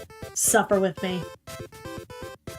So it is structured like D&D, so yeah. What kind of campaign are you guys gonna play, Speeve? I'm playing a campaign right now with Syl and Kryptonite, and it's really, really fun. I'm playing an artificer who is a retired military engineer, and his two kids, are Warforged. They're Warforged artificers as well. We're doing like an all-artificer campaign. Oops! All artificers! You blast me back to 2007 if I've never even actually watched Charlie the Unicorn. Well, Phil, I know what we're doing after the stream.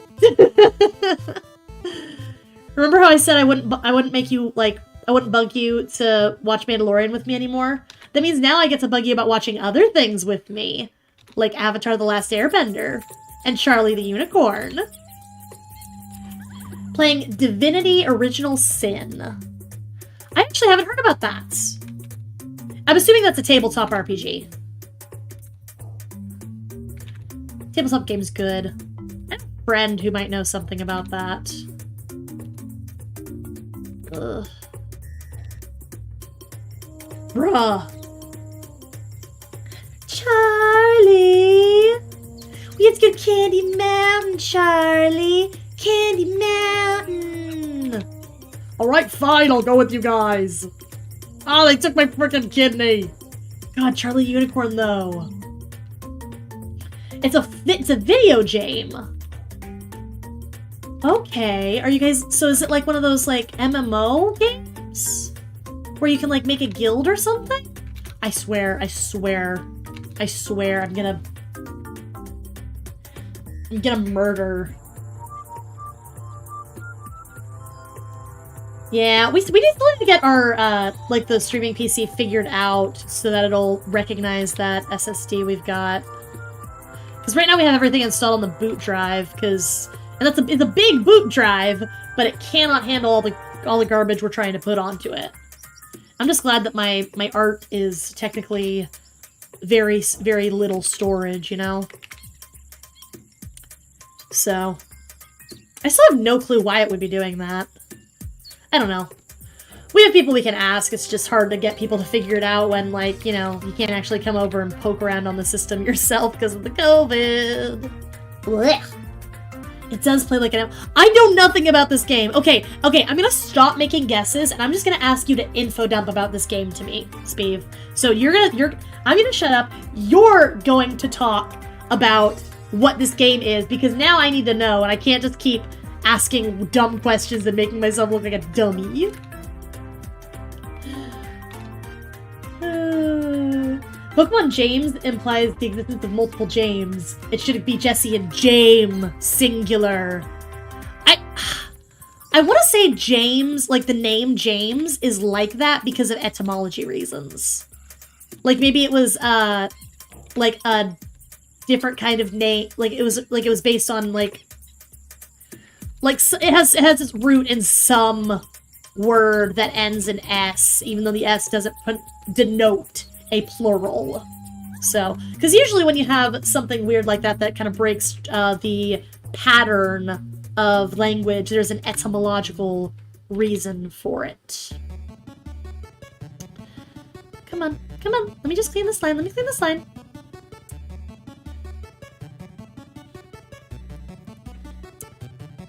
Nerd is talking about his project with his friend he's working on. They're not going to give their characters love interests. That's actually really interesting because one of the things about, like, media, like mass media in these days, like, you know, the big studio films and stuff, there is absolutely this, like, precedent of always having to have romantic interests in your films. And I guess it's one of those things where it's like, oh, well, like, this is gonna sound really stupid and dumb, and it's, like, not true at all. Oh, romance is what makes us human, so of course our, you know, children's animated film needs to have, the 12-year-old protagonist glance, longingly at her 13-year-old partner, compatriot, helping her take over the world or whatever. Like, it's dumb. It's dumb. I've never really been a fan of, like, the forced romance thing for you guys, that you guys do in all of your media. But on the other hand, like, I kind of get it because you humans are so community-based. So I can see why you guys would place such a big emphasis on that kind of relationship in your media. But at the same time, bruh, we're done. We're tired of it. We get it. Yeah, it is super cliched. Yeah, compulsory love interest. That's what I was talking. Yeah, it's such a pain. Like, especially because a lot of love interests these days in, like, mass media productions, they're obviously just there to tick a box. They're not actually trying to say anything good. Yeah, exactly. Like, if you're gonna have a love interest, at least do the love interest right and actually, like, care about putting your protagonist or whoever you're, you know, putting with a love interest, at least care about giving them someone who compliments them, you know? Or says or does something in the story that's worth telling. Don't just put a love interest in there to fill time. Like, having a love interest isn't a box. Ugh, come on. Yeah, exactly. Like, well, especially if, like, it's like an action hero love interest, but even in, like, you know, those, like, girl power kind of, like, female protagonist, stories, like, it's still really a pain because, like, it's like, low-key implying that human females need to have love in order to be, like, I don't want to say complete, but, like, fully realized, I guess? Well-rounded? I don't know. And it's just super, like, it's just super reductive, I feel, you know? So, yeah. I don't know, I just feel like the sooner, like, just, like, global culture realizes that there's more to life than tropes and cliches and living out those tropes and cliches, just the better off everyone will be. God. I need to figure out what's been donking my stream, because I'm wondering what it is at this point. Because I really don't know what's going on, because, like, I'm not getting any errors from slobs. So, shrug. Shrugs. It's just probably gonna have something I have to troubleshoot.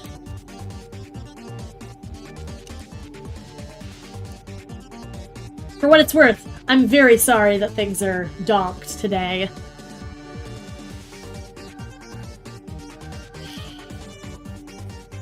Ugh. I just did all of that on the wrong layer. Love it!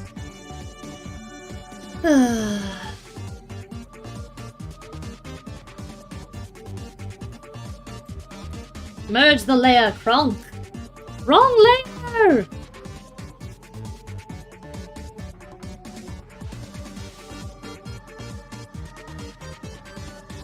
Bruh.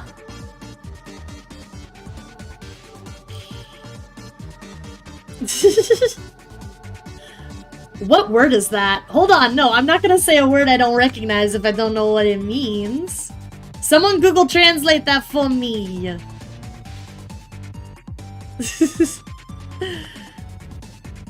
Oh, hi. There we go.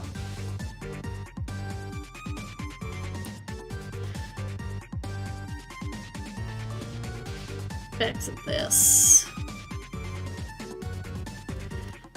Ugh, man, trying to move around sometimes it's such a pain.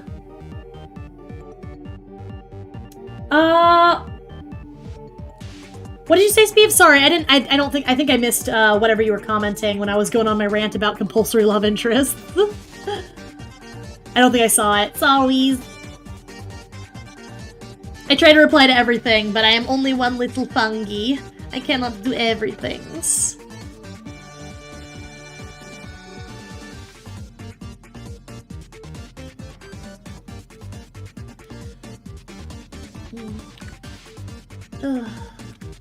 Especially not when I'm trying to ink this dang shoe. Do I like that? Yeah, I'm just gonna accept that. It's fine. Get that out of there. I am checking chats. I am checking chat. I am looking at chat right now. There's nothing in chat that I am looking at.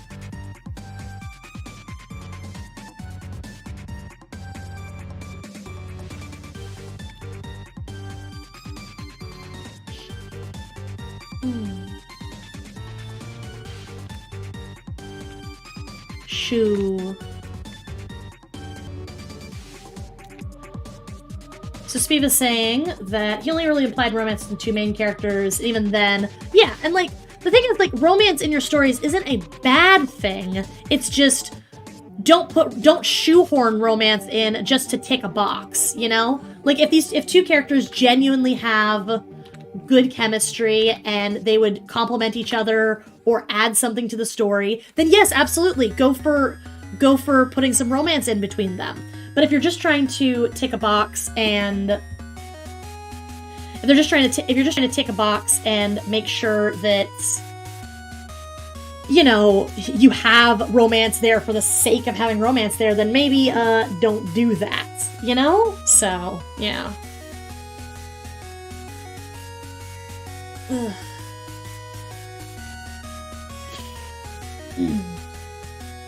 And Kryptonite is saying, their OC has a love interest, but it's her ex.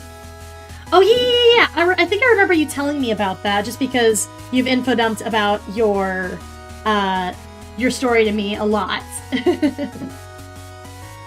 Yeah, well, I mean, I am on a little bit of a delay just because of, you know, stream being a stream. So I have the lowest latency settings that I can, but there's still going to be a little bit of a delay no matter what.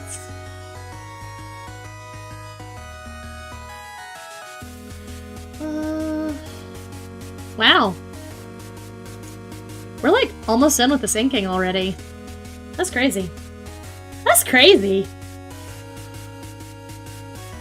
Yeah, because there are certain like little details here, like these little stripes here I want to do like with the coloring layer, and there's the choker. I'm probably just going to do the choker on my own time because I really don't feel like anyone wants to watch me ink the choker again. So, yeah. I am going to be lazy. I am going to be very lazy here. Turn that off. This is going to go all the way up. And I'm going to do a tonal correction and just basically change it to just basically a black, or as close to a black as I can get. So, yeah. And then we'll have sexy couch, and I don't have to redraw it, basically.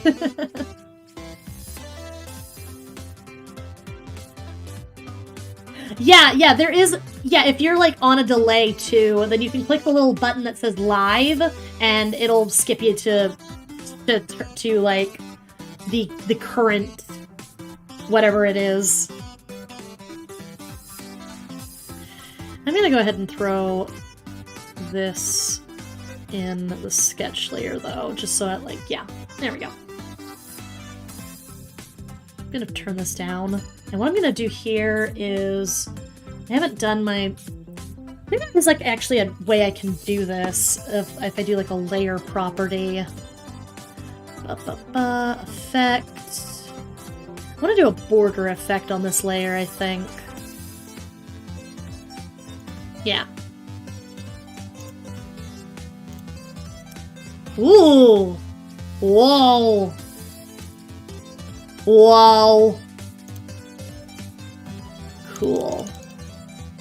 Okay, cool. So if I'm gonna do a border effect, then what I want to do then is probably I want to, like, color everything inside white. So that I don't have to, like, so that then again, I could probably just, like, do my, like, the usual thing I do, where I just select, and then I do the area scaling to make a border. Honestly, like, I don't fix what isn't broken. So. Thick. Honestly, turning your story into series is honestly never really a bad idea, if I'm being honest. Like, if you have too much to tell in just one go, splitting work into chapters or series or whatever you need to do to tell the story as efficiently as possible, it's not a bad idea. It's not a bad idea at all. There's actually a little spot. It's still really thick. I don't know if I want to do exactly that thick of a border here. Just to...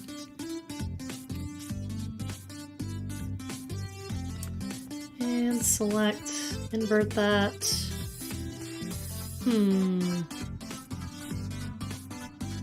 Oh.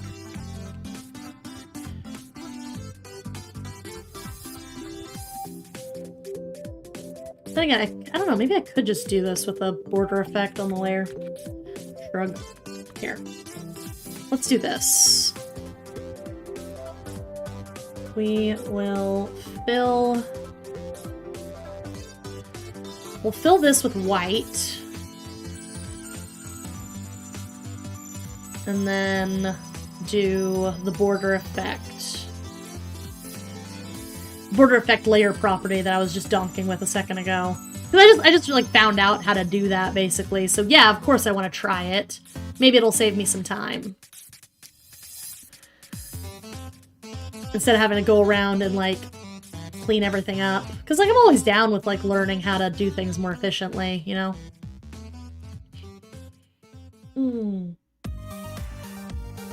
Yeah, like planning your stories as series does help you sometimes figure out how to make things as cohesive as possible. So it's not a bad thing to make your stories into a series. It's not a bad thing at all. In fact, most of the time it's a very, very good thing. Just be wary of like becoming too repetitive with the different chapters, you know? Like if you've already made a chapter about making a character grow a certain way, you're not going to want to repeat that character growth again, you know? So. Okay.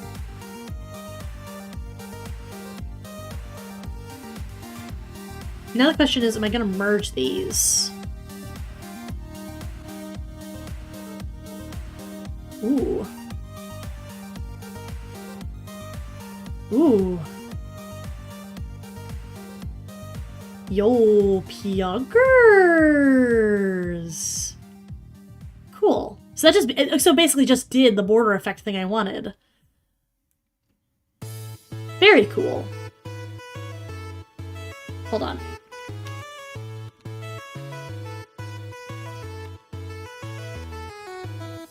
What if instead of doing it, I did it on this one? Not there. Stephen said he has like 2 more storylines that he wants to touch on in his story. Interesting. Cool. I mean, it's never a bad idea to like, you know, try and make your things cohesive. Does that make sense? Ooh. I was thinking I could just like constrict it maybe and it wouldn't. But ugh. Because see how there's like this little white thing right there that's bugging me? Ooh. Whoa! Thick ick ick. Oh my god. Ooh, she thick though. I did not intend. Mistakes were made. Mistakes were made. Oh my god, mistakes were made. I genuinely don't know what to do here. I just wanted to do my border trick. I just wanted to do that. Okay, let's just do it the old school way. No fancy border effects. No fancy layer properties.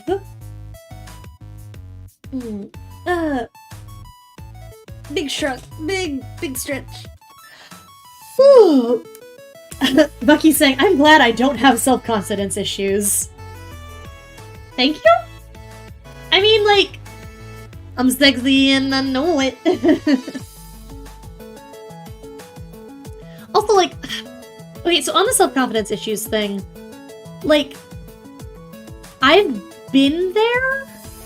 Like, I've been there, I understand what it's like to not, like, believe in yourself.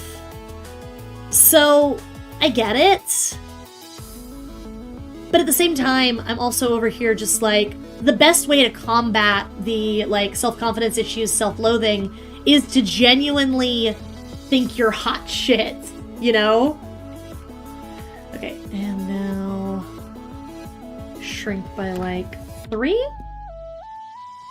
And lead on that.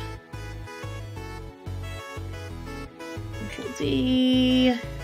Cool. Yeah, now we can just go through and clean up the edges. Yep.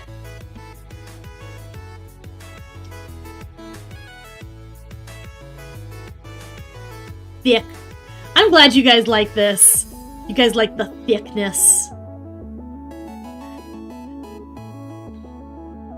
If I'm being real, like, genuinely, like, one of the things maybe I am a little low-key self-conscious about is the fact that, like, I'm thick.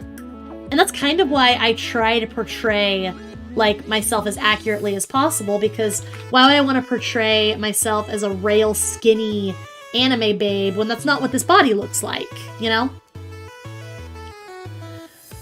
I want you guys to, like, enjoy me for me, not enjoy me for whatever nonsense I managed to portray. Does that make sense? Like, I want to be genuine. I want to be as genuine as I can. So, you know, that way I can say, hey, this is me that people, like, enjoy my content for. Does that make sense? I hope that makes sense.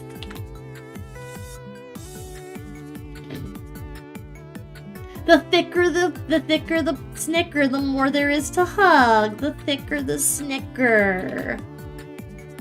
You are thicker than a snicker, heavy like Chevy.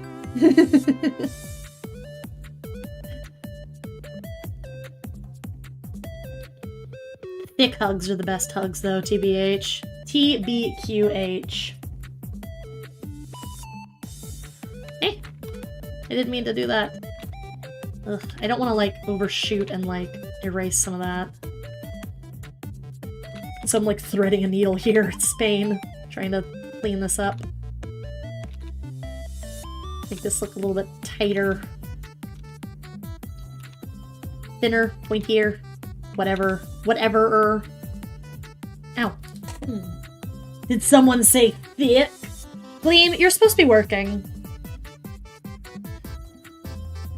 Gleam, stop simping for VTubers. Sorry, I didn't do my wrist stretches and I think it's screwing me over. I'm gonna have to do my stretches when I get done here. I haven't been drawing a lot recently though, so that might be part of the reason why I might need to double up on my wrist stretches before I get started. I know I gotta be careful about that. That's why I said I'm gonna do my wrist stretches here in a bit, here after I'm done. I know, I don't want to give myself carpal tunnel. I do not simp for VTubers. Guys, I don't simp for VTubers. When was the last time I simped? When have you guys ever caught me simping? When have you guys ever caught me simping? When have I ever simped? I don't simp. I respectfully... I look respectfully.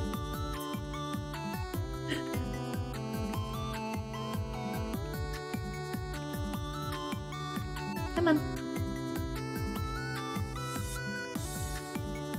Okay, yeah, I'm gonna take that. Oh, Yuki Krypton was talking to Gleam. Gotcha. Meat. I'm not like actually Angie. You can do whatever you want. You are your own person.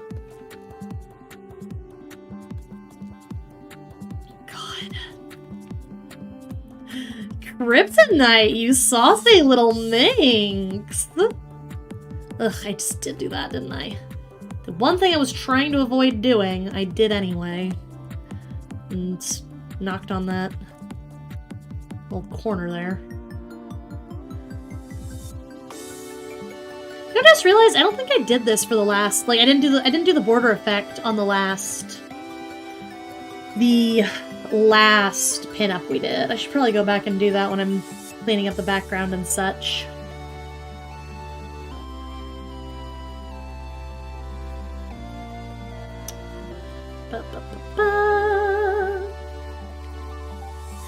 Everyone call Kryptonite a saucy minx. Dumb. Dumb.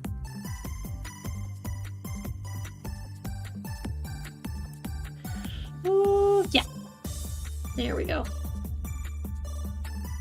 You know, I haven't worked on the February pinup. I have the pinups like done by now. Like January's pinup has been like 100% done for like weeks and weeks. Usually by now I'd have the other pinup done, but I haven't just gotten a chance to go and finish up the February pinup yet, especially because the February pinup has like kind of an intensive background. God. Reminded me of decrease the increase. God. God, dumb. Oh, you know what? I just realized I didn't do any of the little... What's the word I'm looking for? Like the little indications here for like the collarbone and such. Probably just nudge those in really quick. Hey, not what I wanted.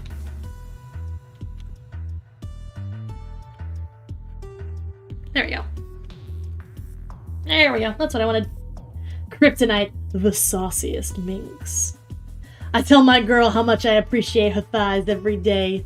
God. I wish I had someone I could tell, like, hey baby, I appreciate your thighs. Wish I had someone I could say that to.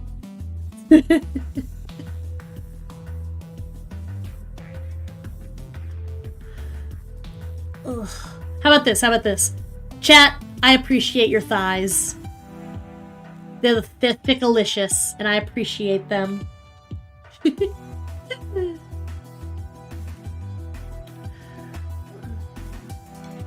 Cool. Okay, I'm gonna erase... actually, here, I have an idea.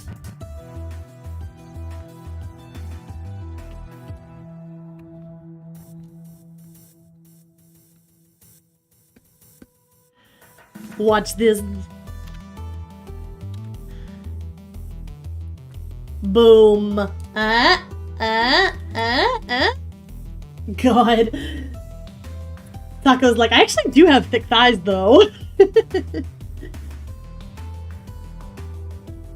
She's not as shameless as me, though, so she gets really embarrassed. Aw, that's actually, like, low-key wholesome. She's like, no, don't compliment my thighs. Woo.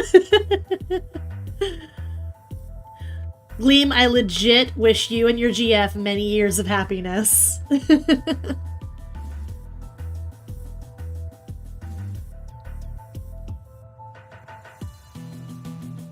There's like little tiny spots here that I think I want to clean up just a little bit. Just like a little bit, man. Just a little bit. Just because they're bugging me. They're bugging no one, but they're bugging me. Speeve is over here like, curse me being a twig. Hey, man. Just because you're a twig doesn't mean I don't appreciate your thighs. All thighs are great. All thighs matter. Dumb. Dumb.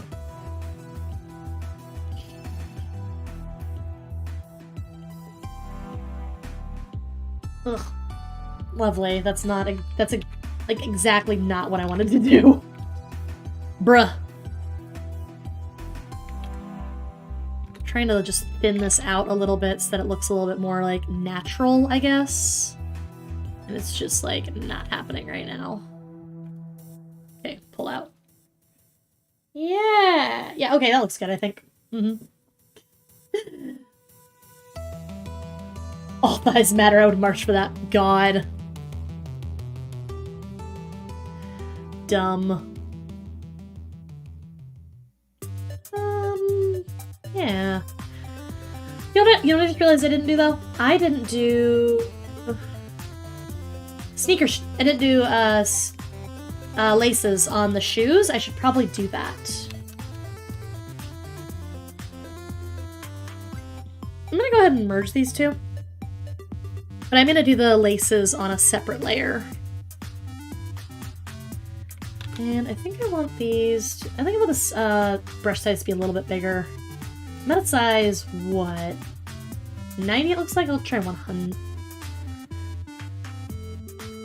They don't need to be, like, super big.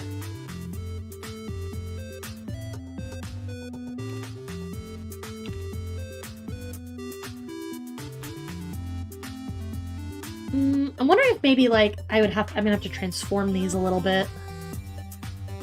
This is one of those things, you know?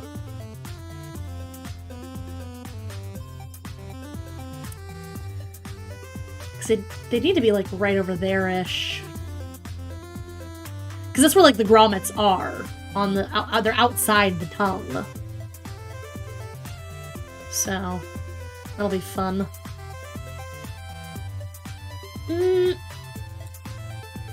What is my opinion on flat chest equals liking underage? No, that's... What? Okay, that just reeks of, like, policing people's bodies to me. And here, let me tell you why. You can't control, unless you, like, can afford plastic surgery and stuff, you can't control what kind of body you develop as you as a human age and grow, etc. Like, you guys don't have a choice as to what you look like, you know? Like, so saying like, oh, well, you only like this because you like underage girls or blah, blah, blah, that's just being so reductive and so unkind to people who are fully fledged adults, who can consent, etc., blah, blah, blah, who have those proportions. Like, there's more to... Yeah, that's absolute garbage. That's absolute garbage, and I hate it. No. That's dumb. That's dumb. You don't just get to make blanket statements like that.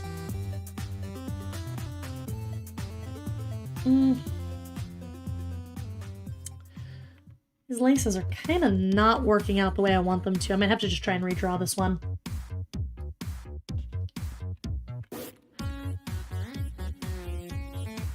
Let's try a bigger brush.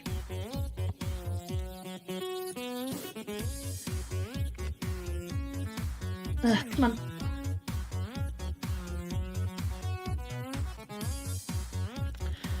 Yeah, I think I like that.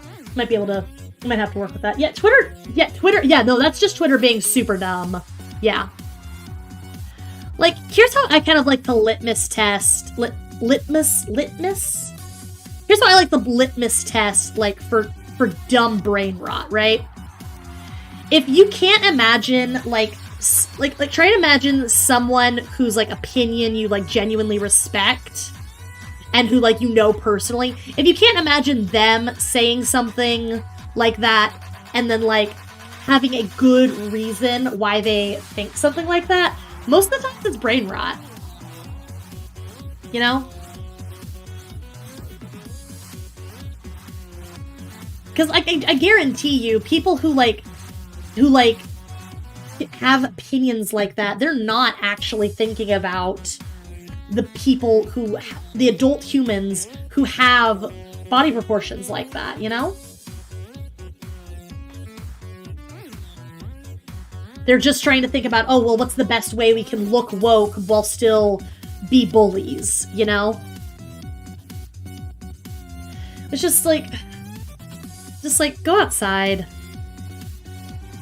Make some friends, you know? Like, there's more to life than being mean to people on the internet, you know?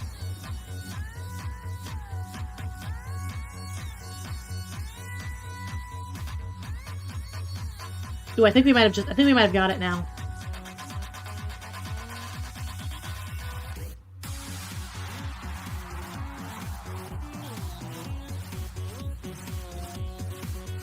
Do I like that? Hold on, let's see. Let me see if I can, like, mess with the...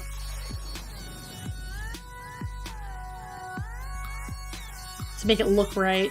I really do like this brush, but at the same time, sometimes it just, like... You can't fix all of your problems with, you can't fix all your problems with a fancy brush sometimes. What do you get on Twitter? At least on Reddit you get karma and gold. Honestly, yeah, but like Reddit is still fake internet points. It's just Twitter is even faker internet points, you know?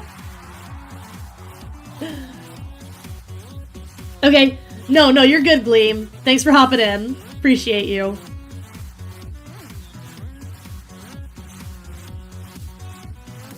Like honestly, there's just no point to like being rude. If you're like genuinely trying to draw attention to a worthy cause, like, you know, saving the rainforest, stopping police brutality, preventing genocide, that's one thing. If you're trying to, you know, post garbage takes to sound smarter than you are, to get clout, then why? Why? You know? The goal is the most brain rot. Syl back at it again with the absolute genius and succinct evaluation of the situation.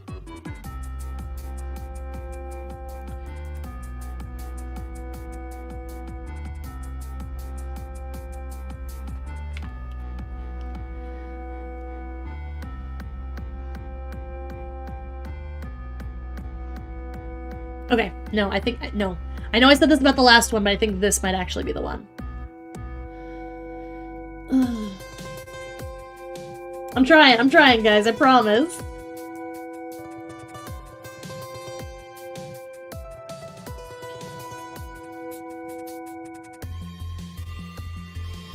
Shoes.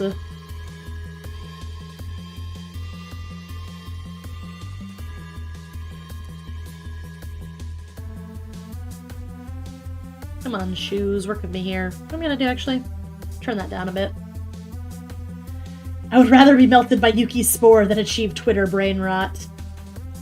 Valid. That's incredibly valid, especially considering you get cool Kawaii powers out of the agreement if you get brain melted by my spores. I mean, what? I don't have spores. Guys, I don't brain melt people with spores. What are you talking about?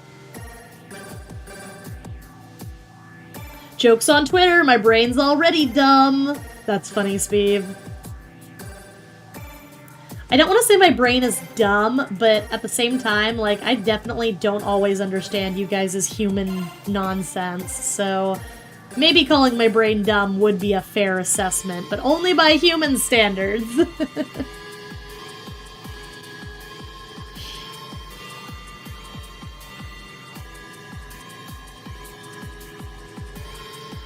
I'd like to give a formal thank you to whoever made this brush. I love it. I use it all the time. It's very important to me. This brush has done more for me than... I don't even know what would be a fun comparison to make there. This brush has been for me when no one else was. Speeve is saying, to be fair, my brain is inconsistent with its intelligence. Also valid. Also, that makes... Yeah, no, I get that. I feel that. I feel that in my bones.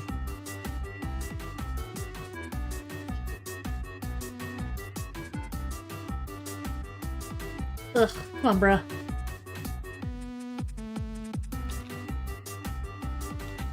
Trying to fix this grommet here.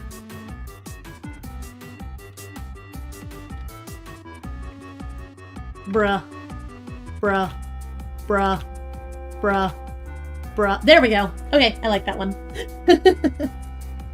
Bone singular? Well, I mean, I do have bones. Like, they're just not mine. Technically, they're not mine, but I'm using them at the moment. So, they're mine, but they're also not mine. Also, hi, welcome to the stream.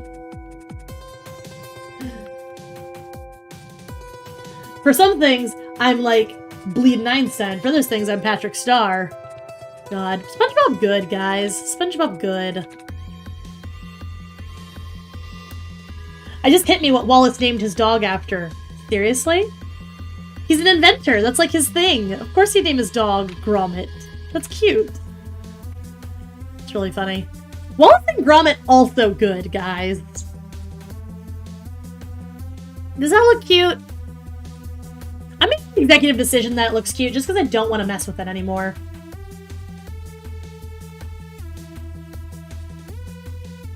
And I'm just gonna like... Because usually I just draw like... ties, just like this.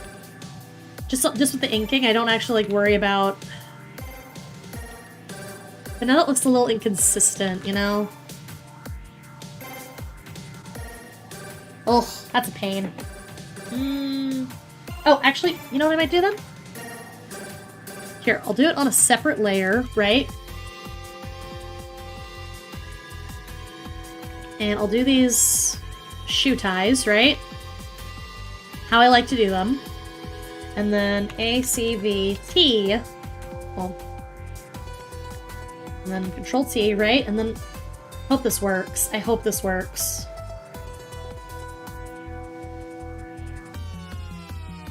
And then I might be able to like finagle it so that it looks like a like an inner ring that's just like exactly the same, right?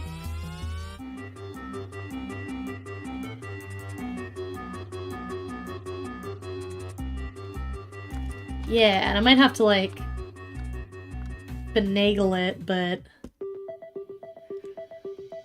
yeah, that might work. Thank you, Demetrius. I think this is turning out really, really good too. I'm very happy with how this is looking. I'm also very, very happy with my,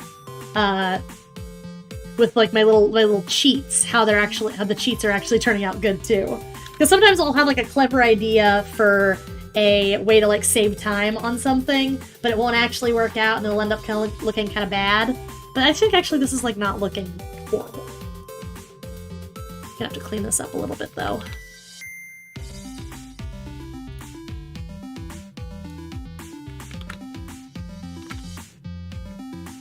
Yeah. And that actually looks like the laces are like tied just a little bit.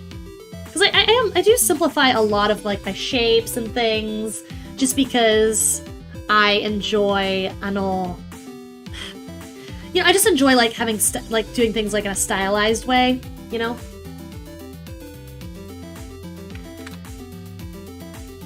Okay, yes, that just kind of looks like they're looped. Which is, I'll take that, I'll accept that. Oh, that's not what I wanted. I want to be on this layer. To do this. Clean that up. Yeah! That looks good, I think. I think that looks cute. I like that. Stretch! Ah!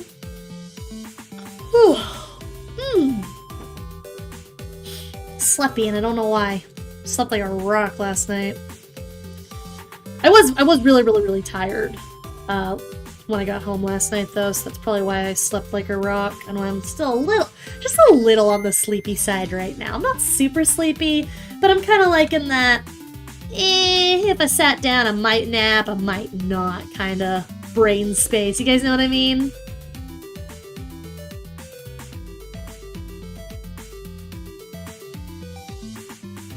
Yeah, mostly like that. Yeah, it looks cute, I think. Has-Been Hotel Nifty This is now a Has-Been Hotel Nifty Appreciation stream. Nifty cute, Nifty good, Nifty best character, Nifty deserve all of the love, Nifty good. Hey, we got another Brazilian! Hello, Raul. How are you doing? Welcome to the stream. We're working on finishing up some line art for a pinup calendar that is going to be available in my merch store later this year. We're finishing up this this line art for this is the March pinup. So yeah, we're just getting this done with. We just finished doing these like shoelaces, so we're gonna get those all finished up. And then I think I might do some flat colors just to get them laid down to help out future me. And yeah. Nifty better than Alistair. Nifty better than Angel. Nifty is better than... Yes! Thank you. Kryptonite, you understand. Nifty is the best character in Hazbin Hotel. The only thing that could make Hazbin Hotel better if it was no longer Hazbin Hotel, if it was just the Nifty show. I love Nifty. She's just so fun and funky. Just funky little Cyclops. Funky little Cyclops who wants things to be clean. And honestly, valid. Sill's over here like knows nothing about Hazbin Hotel. Honestly, low-key, like low-key, like low-key, bro. Like low-key, just like low-key, bro. God, I wish that were me.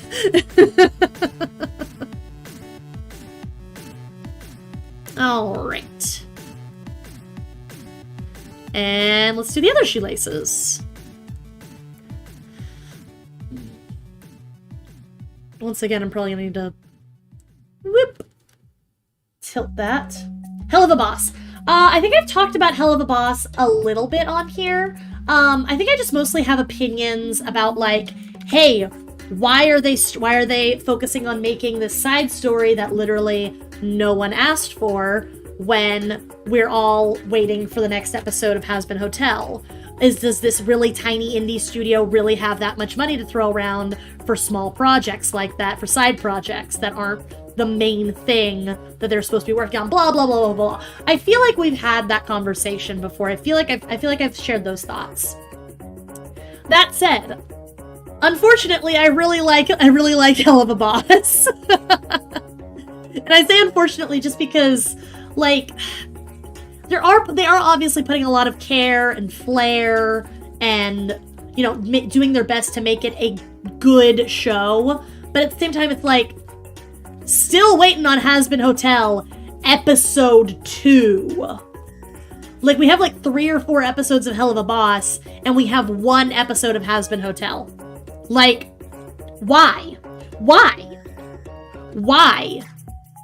Your studio was like literally founded to make Hazbin Hotel, and instead you're making Hell of a Boss? Why? Like, I'm really enjoying Hell of a Boss. I like it. It's fine. It's cute. Honestly, writing's not super great.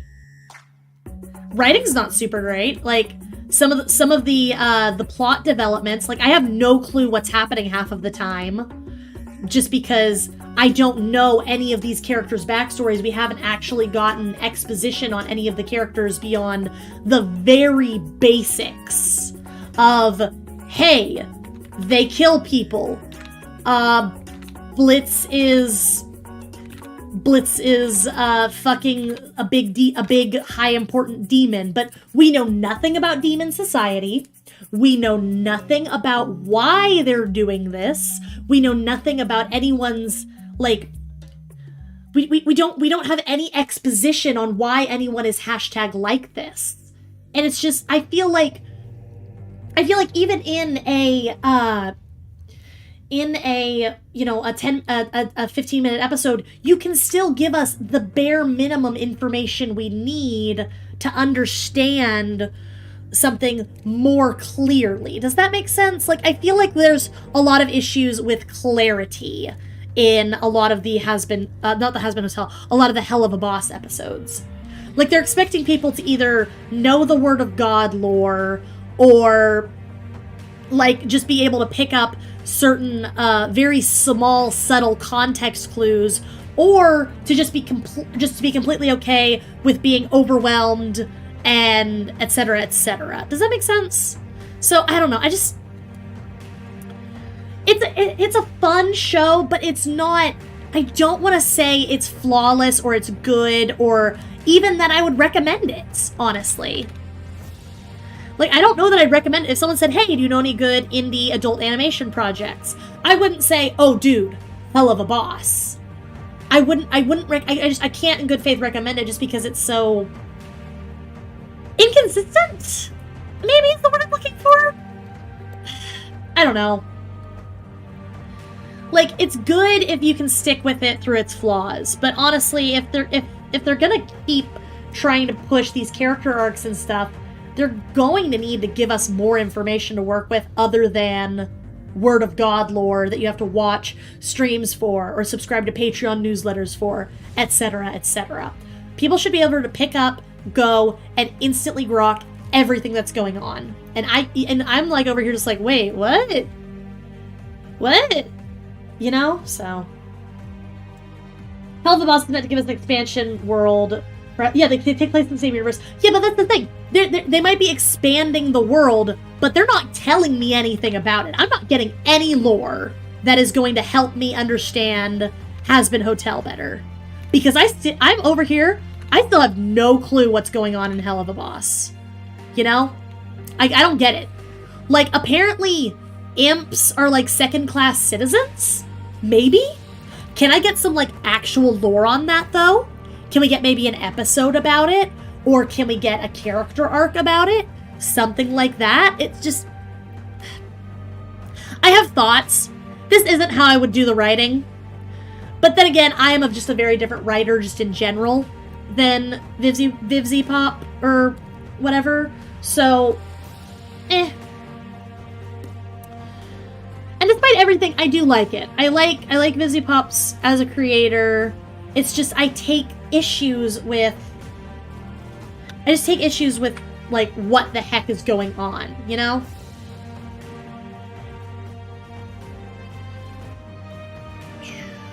Just want to make sure that I'm actually like nice. And I can just cut these off. I need to cut this off right here. Ugh, okay, I'm gonna zoom in more on that. Honestly, at that point, might as well just... Yoink. Yoink. And move it so that I can do this.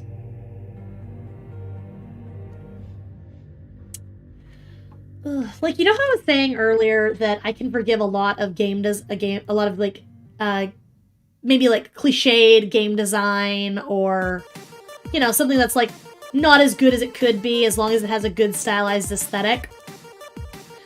Hell of a Boss and Has-Been Hotel are one of those things where having a good stylized aesthetic isn't gonna save you from everything, you know? Because, like, my issues with the writing on Hell of a Boss, like, it's not something that I can just forgive because the show has a snappy art style, you know? Like, one of the reasons why I love Rick and Morty so much is just because the writing is so consistent and it's so good. And, like, that's, and the art style does look like the art style is obviously, like, it's polished and it's professional, but it's not, I wouldn't call it attractive. I wouldn't call it cute. I wouldn't call it fun to look at. Well, I mean, fun to look at in the sense that, like, hey, good posing, clear posing, etc., etc., good animation in the sense of I can see what's going on screen clearly, etc., etc. Just like, you can't fix everything with snappy art style, good character design, you know? And I think that's maybe a little bit of where Has-Been Helluva is going wrong. Just because they're trying to rely so much on that, ooh, flashy colors, ooh, catchy songs, and they're not actually trying to keep their audience in tow and clearly understanding everything that's happening. Does that make sense? So, I'm getting mixed signals about what you think about Hell of a Boss.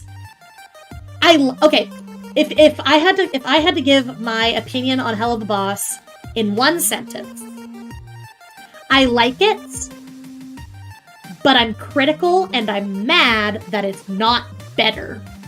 That is my opinion on it. Good writing is better than good design. Yeah. I like it.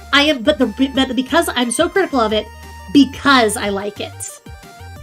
If I like something, I want it to be worth my time and energy and effort that I spend enjoying it.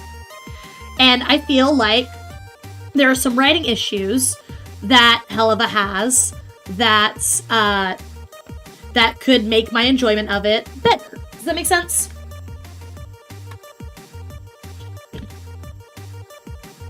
So, I don't want to just like, oh, take a fat crap on Hell of a Boss, because I do actually genuinely like Hell of a Boss. I like it. Whenever there's a new episode, I'll say, oh, hey, next time I need to sit down and watch something just to entertain myself, I'll watch that. I like it. I just want it to be better. I want it to be better than it is right now. So. Okay, I'm gonna merge these. And this needs to...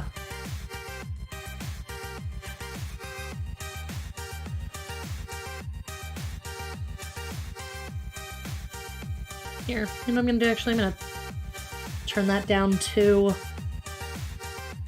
Just so I can do these shoelaces.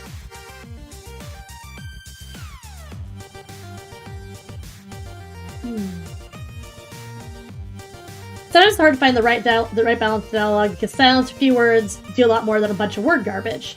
Same time, too much silence can leave people confused. Yeah, that's true. That's true. Yep, that's true.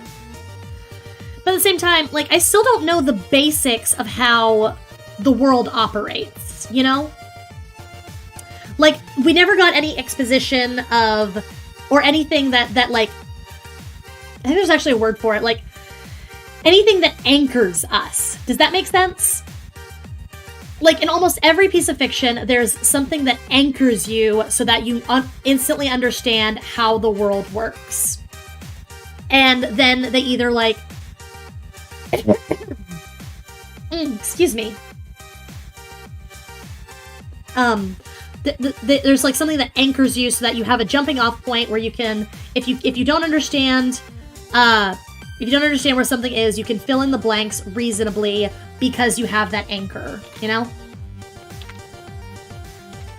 And Bucky is saying, what if that's the point? To kind of leave you in the dark. Okay, but if you're gonna leave us in the dark on certain things, then you should at least let us know that we are being left in the dark intentionally.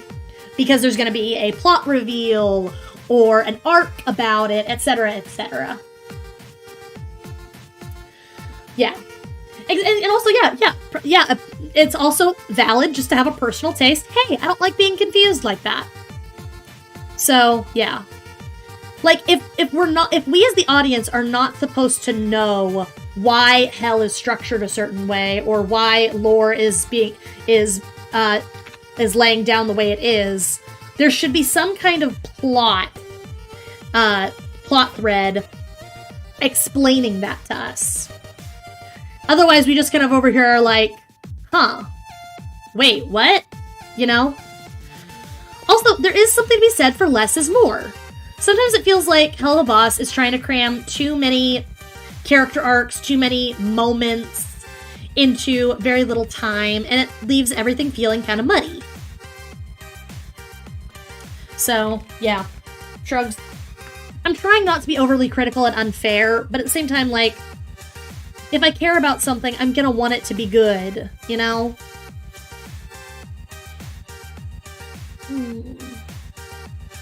That's the wrong layer. I'm trying to erase on the wrong layer.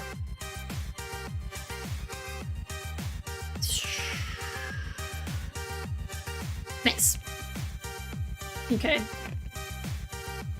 I just realized I think I just did a tangent layer on accident. Didn't even mean to do that. A lot of pain. But honestly, I'm not gonna fix it at this point. Wait, you're saying that there's 3 or 4 episodes out and they're like 15 minutes each. How do you even have one character arc in that little space? Exactly. Exactly. Exactly. Exactly. Exactly. Yeah, they're dropping too many breadcrumbs, you know, especially considering that we just got... Okay, so there's an episode, like the 2nd or 3rd episode, I think, where we got a exposition on the demon sugar daddy, right? We got exposition on the demon sugar daddy. He has a rough relationship with his teenage daughter, so he hires the main cast as bodyguards, because he's a big important guy, to so he can take his daughter out on a fun adventure, on a fun day out at the carnival, so he can bond with her and hopefully maybe fix some of their relationship that they have. Why were we introduced to like 3 separate characters in that episode that we haven't seen again, and that low-key, high-key kind of do nothing to further the main arc of our main cast that we see, our main 4 demons? Like, we met Demon Sugar Daddy's daughter. We met Demon Sugar Daddy's wife. We met main character's former co-worker who tried to smack him around. Like, why? We don't need this many characters. We don't need this many plot hooks. And it's just like, you can't skate by on fun characters, funny jokes forever, you know? So, wasn't RoboFizz kind of alluded to in the plot? I'm gonna keep it real with you. I have no clue. I don't know anyone by their name. I know Blitz, I know Moxie, I know Millie, and I know Luna, and I know Stolas. And that's it. Moxie, Millie, Luna, Blitz are the 4 main characters, for people who don't know anything about Hell of a Boss, by the way. Stolas is the Demon Sugar Daddy. Luna made furries happy. Yeah, I'm a furry, and Luna made me happy. I like Luna. Luna is my favorite character, and yes, it's because she's a furry.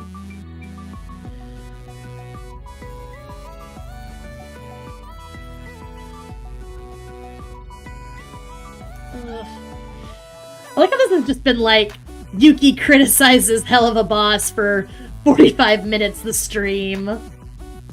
Dumb.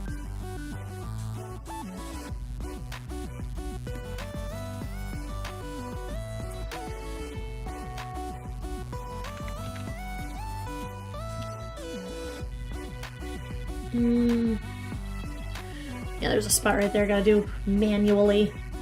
Oh, Blitz's former. Gotcha. Gotcha. Yeah, old coworker. Okay, so yeah. Yeah, but like, why? Okay, in the Demon Sugar Daddy bonding with his daughter, with his teenage daughter episode, why did we get that character introduced if they're just gonna show up for 2 minutes?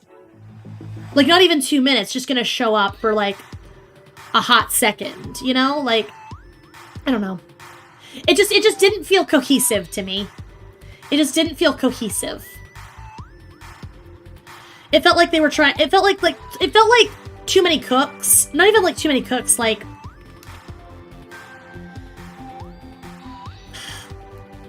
how do I describe this? Just like pick one. You know, more is not better. Sometimes less is more. And I think that's just my biggest issue. Just in general with the thing, you know?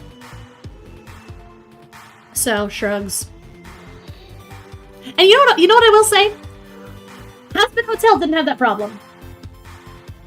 Hazbin Hotel didn't have that problem because Hazbin Hotel, we got good exposition. We got a good exposition. Like, we saw Alistair as a creepy silhouette, seeing the Hazbin Hotel seeing the Happy Hotel flyer, and then Alistair comes to the door, and Vaggie slams the door in his face and says, "Oh my god, that's the radio demon. You know, the radio demon who's big and evil and strong and powerful. I'm scared of him, and this is why." That's good exposition. That's good exposition. That gives me all I need to know about Alistair to understand everyone's relationship with him. And we don't get any of that in Hell of a Boss. We get none of that. That's my issue.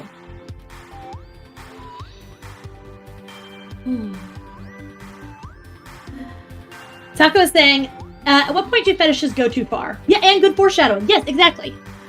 At what point do fetishes go too far? The point where you can say, hey, that's a fetish, probably. Like, you guys know how, did you guys know that in The Fairly Odd Parents, the Crimson Chin came about because the character designer for him had a muscle fetish? It's true. But because Crimson Chin is a big superhero type, no one blinks an eye at him being big and muscly. So, you know, that's kind of where we're at. Hello, welcome to the stream. Your name is Blutt. Hello, how are you doing? Don't mind us, we've been kind of like talking about like Has Been Hotel, Hell of a Boss for the past like 20-30 minutes. It's been fun, it's been fun. I promise I'm not shitting on it. I promise I do like Has Been Hotel and Hell of a Boss. I promise. I'm just very critical of media that I like. Does Jay Leno know that he voiced a man's fetish? Honestly, I think we should let him go to the grave blissfully ignorant. I think, like, I don't know Jay Leno, I have no opinion of him, but I don't think he deserves to know that. Oh, I think I just... Great, yep, I did it. That's a pain.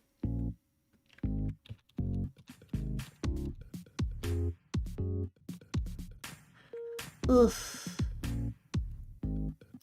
Okay. I'm just gonna turn that off, actually. And... just do it this way. So I don't accidentally color the wrong thing. Cool.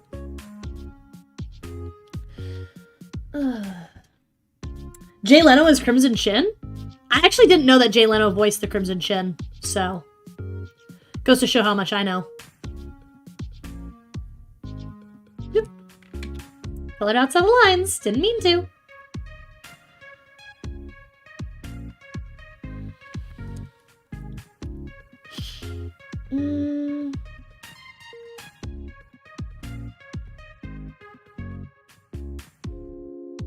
Yeah, okay. RoboFizz is voiced by Alex Brightman, the same guy who did Beetlejuice on Broadway. Very cool, I actually didn't know that. Yeah, actually there's a lot of, like, I don't want to say big name voice actors in Has Been Helluva. But, Richard Horvitz is Moxie. So, that's big.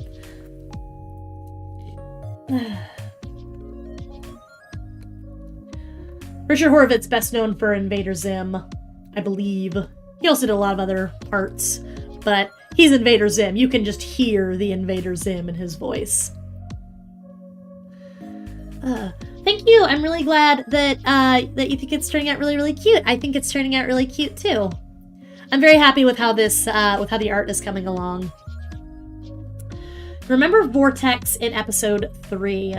Oh, the big sexy werewolf. Not werewolf, a big sexy hellhound guy that Luna has a big crush on? Yes.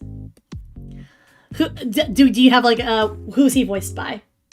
Really? That was Raz. Oh, you're saying Richard Horvitz was Raz. Gotcha. I just did the yellow on the wrong layer. Whoops. What color is this? Ice. Oh, cool, we have another Brazilian in the chat. Hello, welcome. That's really cool. A lot of Brazilian people watch my streams.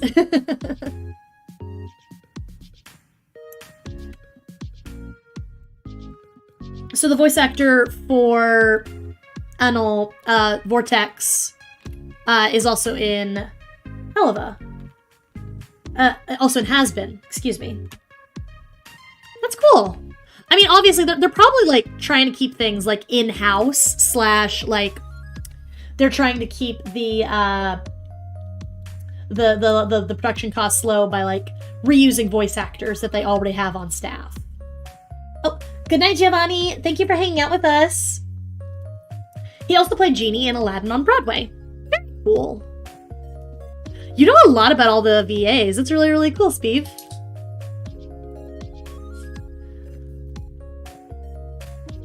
I'm gonna use this color really quick. just to get my little lower eyeliners done. Oh wow, it's already almost 7. Whoops. I didn't even realize. I'll probably just finish flat colors and then we'll sign off. I was actually worried because we got things done so quickly last time that we'd go under time again today, because I kind of don't really want to do that, because I feel bad that I promised you guys a bonus stream and then I fell asleep. So I really didn't want to end early today. So... Oh, interesting. Wow. You just know so much about different VAs, Steve. It's so cool. I'm gonna name these layers at this point just because I want to make sure that I know what I'm doing here. Irises. Yellow of the bow. Blue on the bow. This is the light blues. This is the dress. And this is the pouch. Cool. Alright, good night, Blut. It was good seeing you. It was good meeting you. If you're not subbed, please consider subbing. I hope you had a good time. What else do I need to nab here? I need to nab my antenna color. This is just kind of this lightish gray. Actually, I don't know who Luna's VA is. I know that Christina V voiced Blitz's ex, the sexy succubus pop star girl. That was Christina V, I think.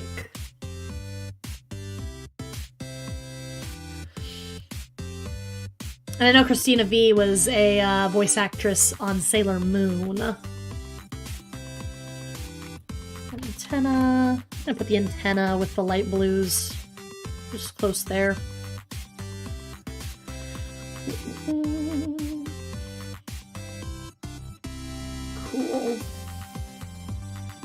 Wait, Mark Hamill? Wait. Where's Mark Hamill? No way. No, hold up. Hold up. Check it out. What?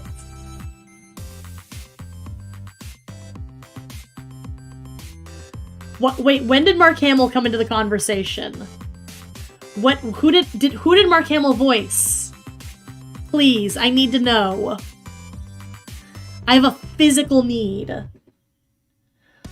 Luna's voiced by Erica Lindbeck. She voiced Futaba in Persona 5.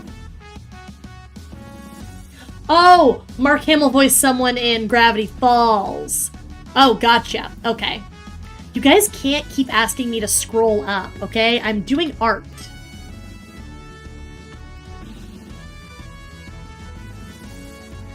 I don't have the luxury of just pausing art and scrolling, you nerds. That's really cool. Mark Hamill, like, is in everything, I feel like. Like, you know that game, like, 5 degrees away from, like, Kevin Bacon or whatever? Like, you can do that with Mark Hamill, but it's only, like, 3 degrees of separation.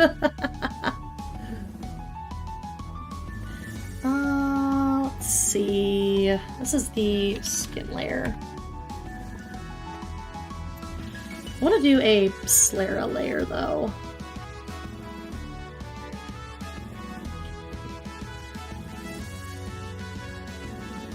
So, let me grab white, and I'll do the Slera. Make sure that the Slera's all good. 6 degrees of Kevin Bacon. Yeah, Weird Al also cameoed in Gravity Falls. He was Probabilitor,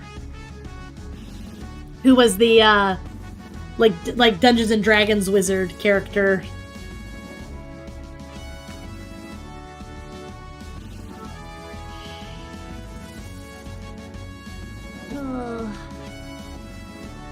Alex Hirsch voiced Dippy Fresh. Wow. Oh, I did this on the wrong layer, didn't I? Love it.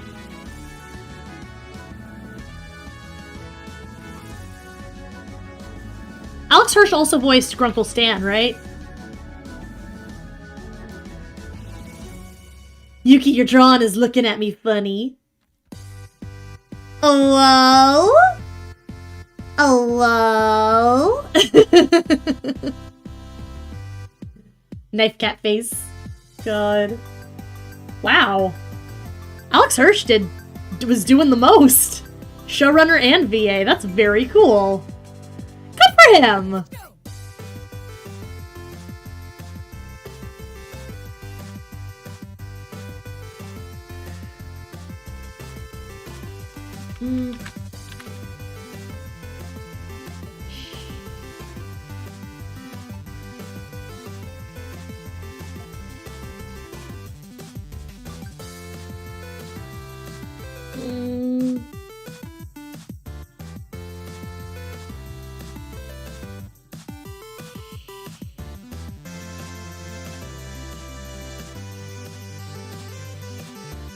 Nice. Quite a... Yeah, Alex Hirsch is pretty much half the cast. Wow. Wow, good for him! Like, straight up, good for him. He deserves that. Okay, cool. Awesome. Well, that's Black Colors. There we go. Alright, everybody. Well, hey, thank you all so much for hanging out with me. Thank you for keeping me company. Thank you for just, you know, taking time out of your day to spend time with me. I really appreciate it. If you guys are not already subscribed, please click those funky little mushrooms down there in the corner to subscribe. And yeah, Wednesday we'll be doing Pokemon Nuzlocke, and we will be fighting the Elite Four, beating the game, and then catching legendary birds and Mewtwo, if we can fit that all in our time. So yeah. Thank you guys so much for being here. I will catch you guys all in my next stream. And with that, Koyuki out.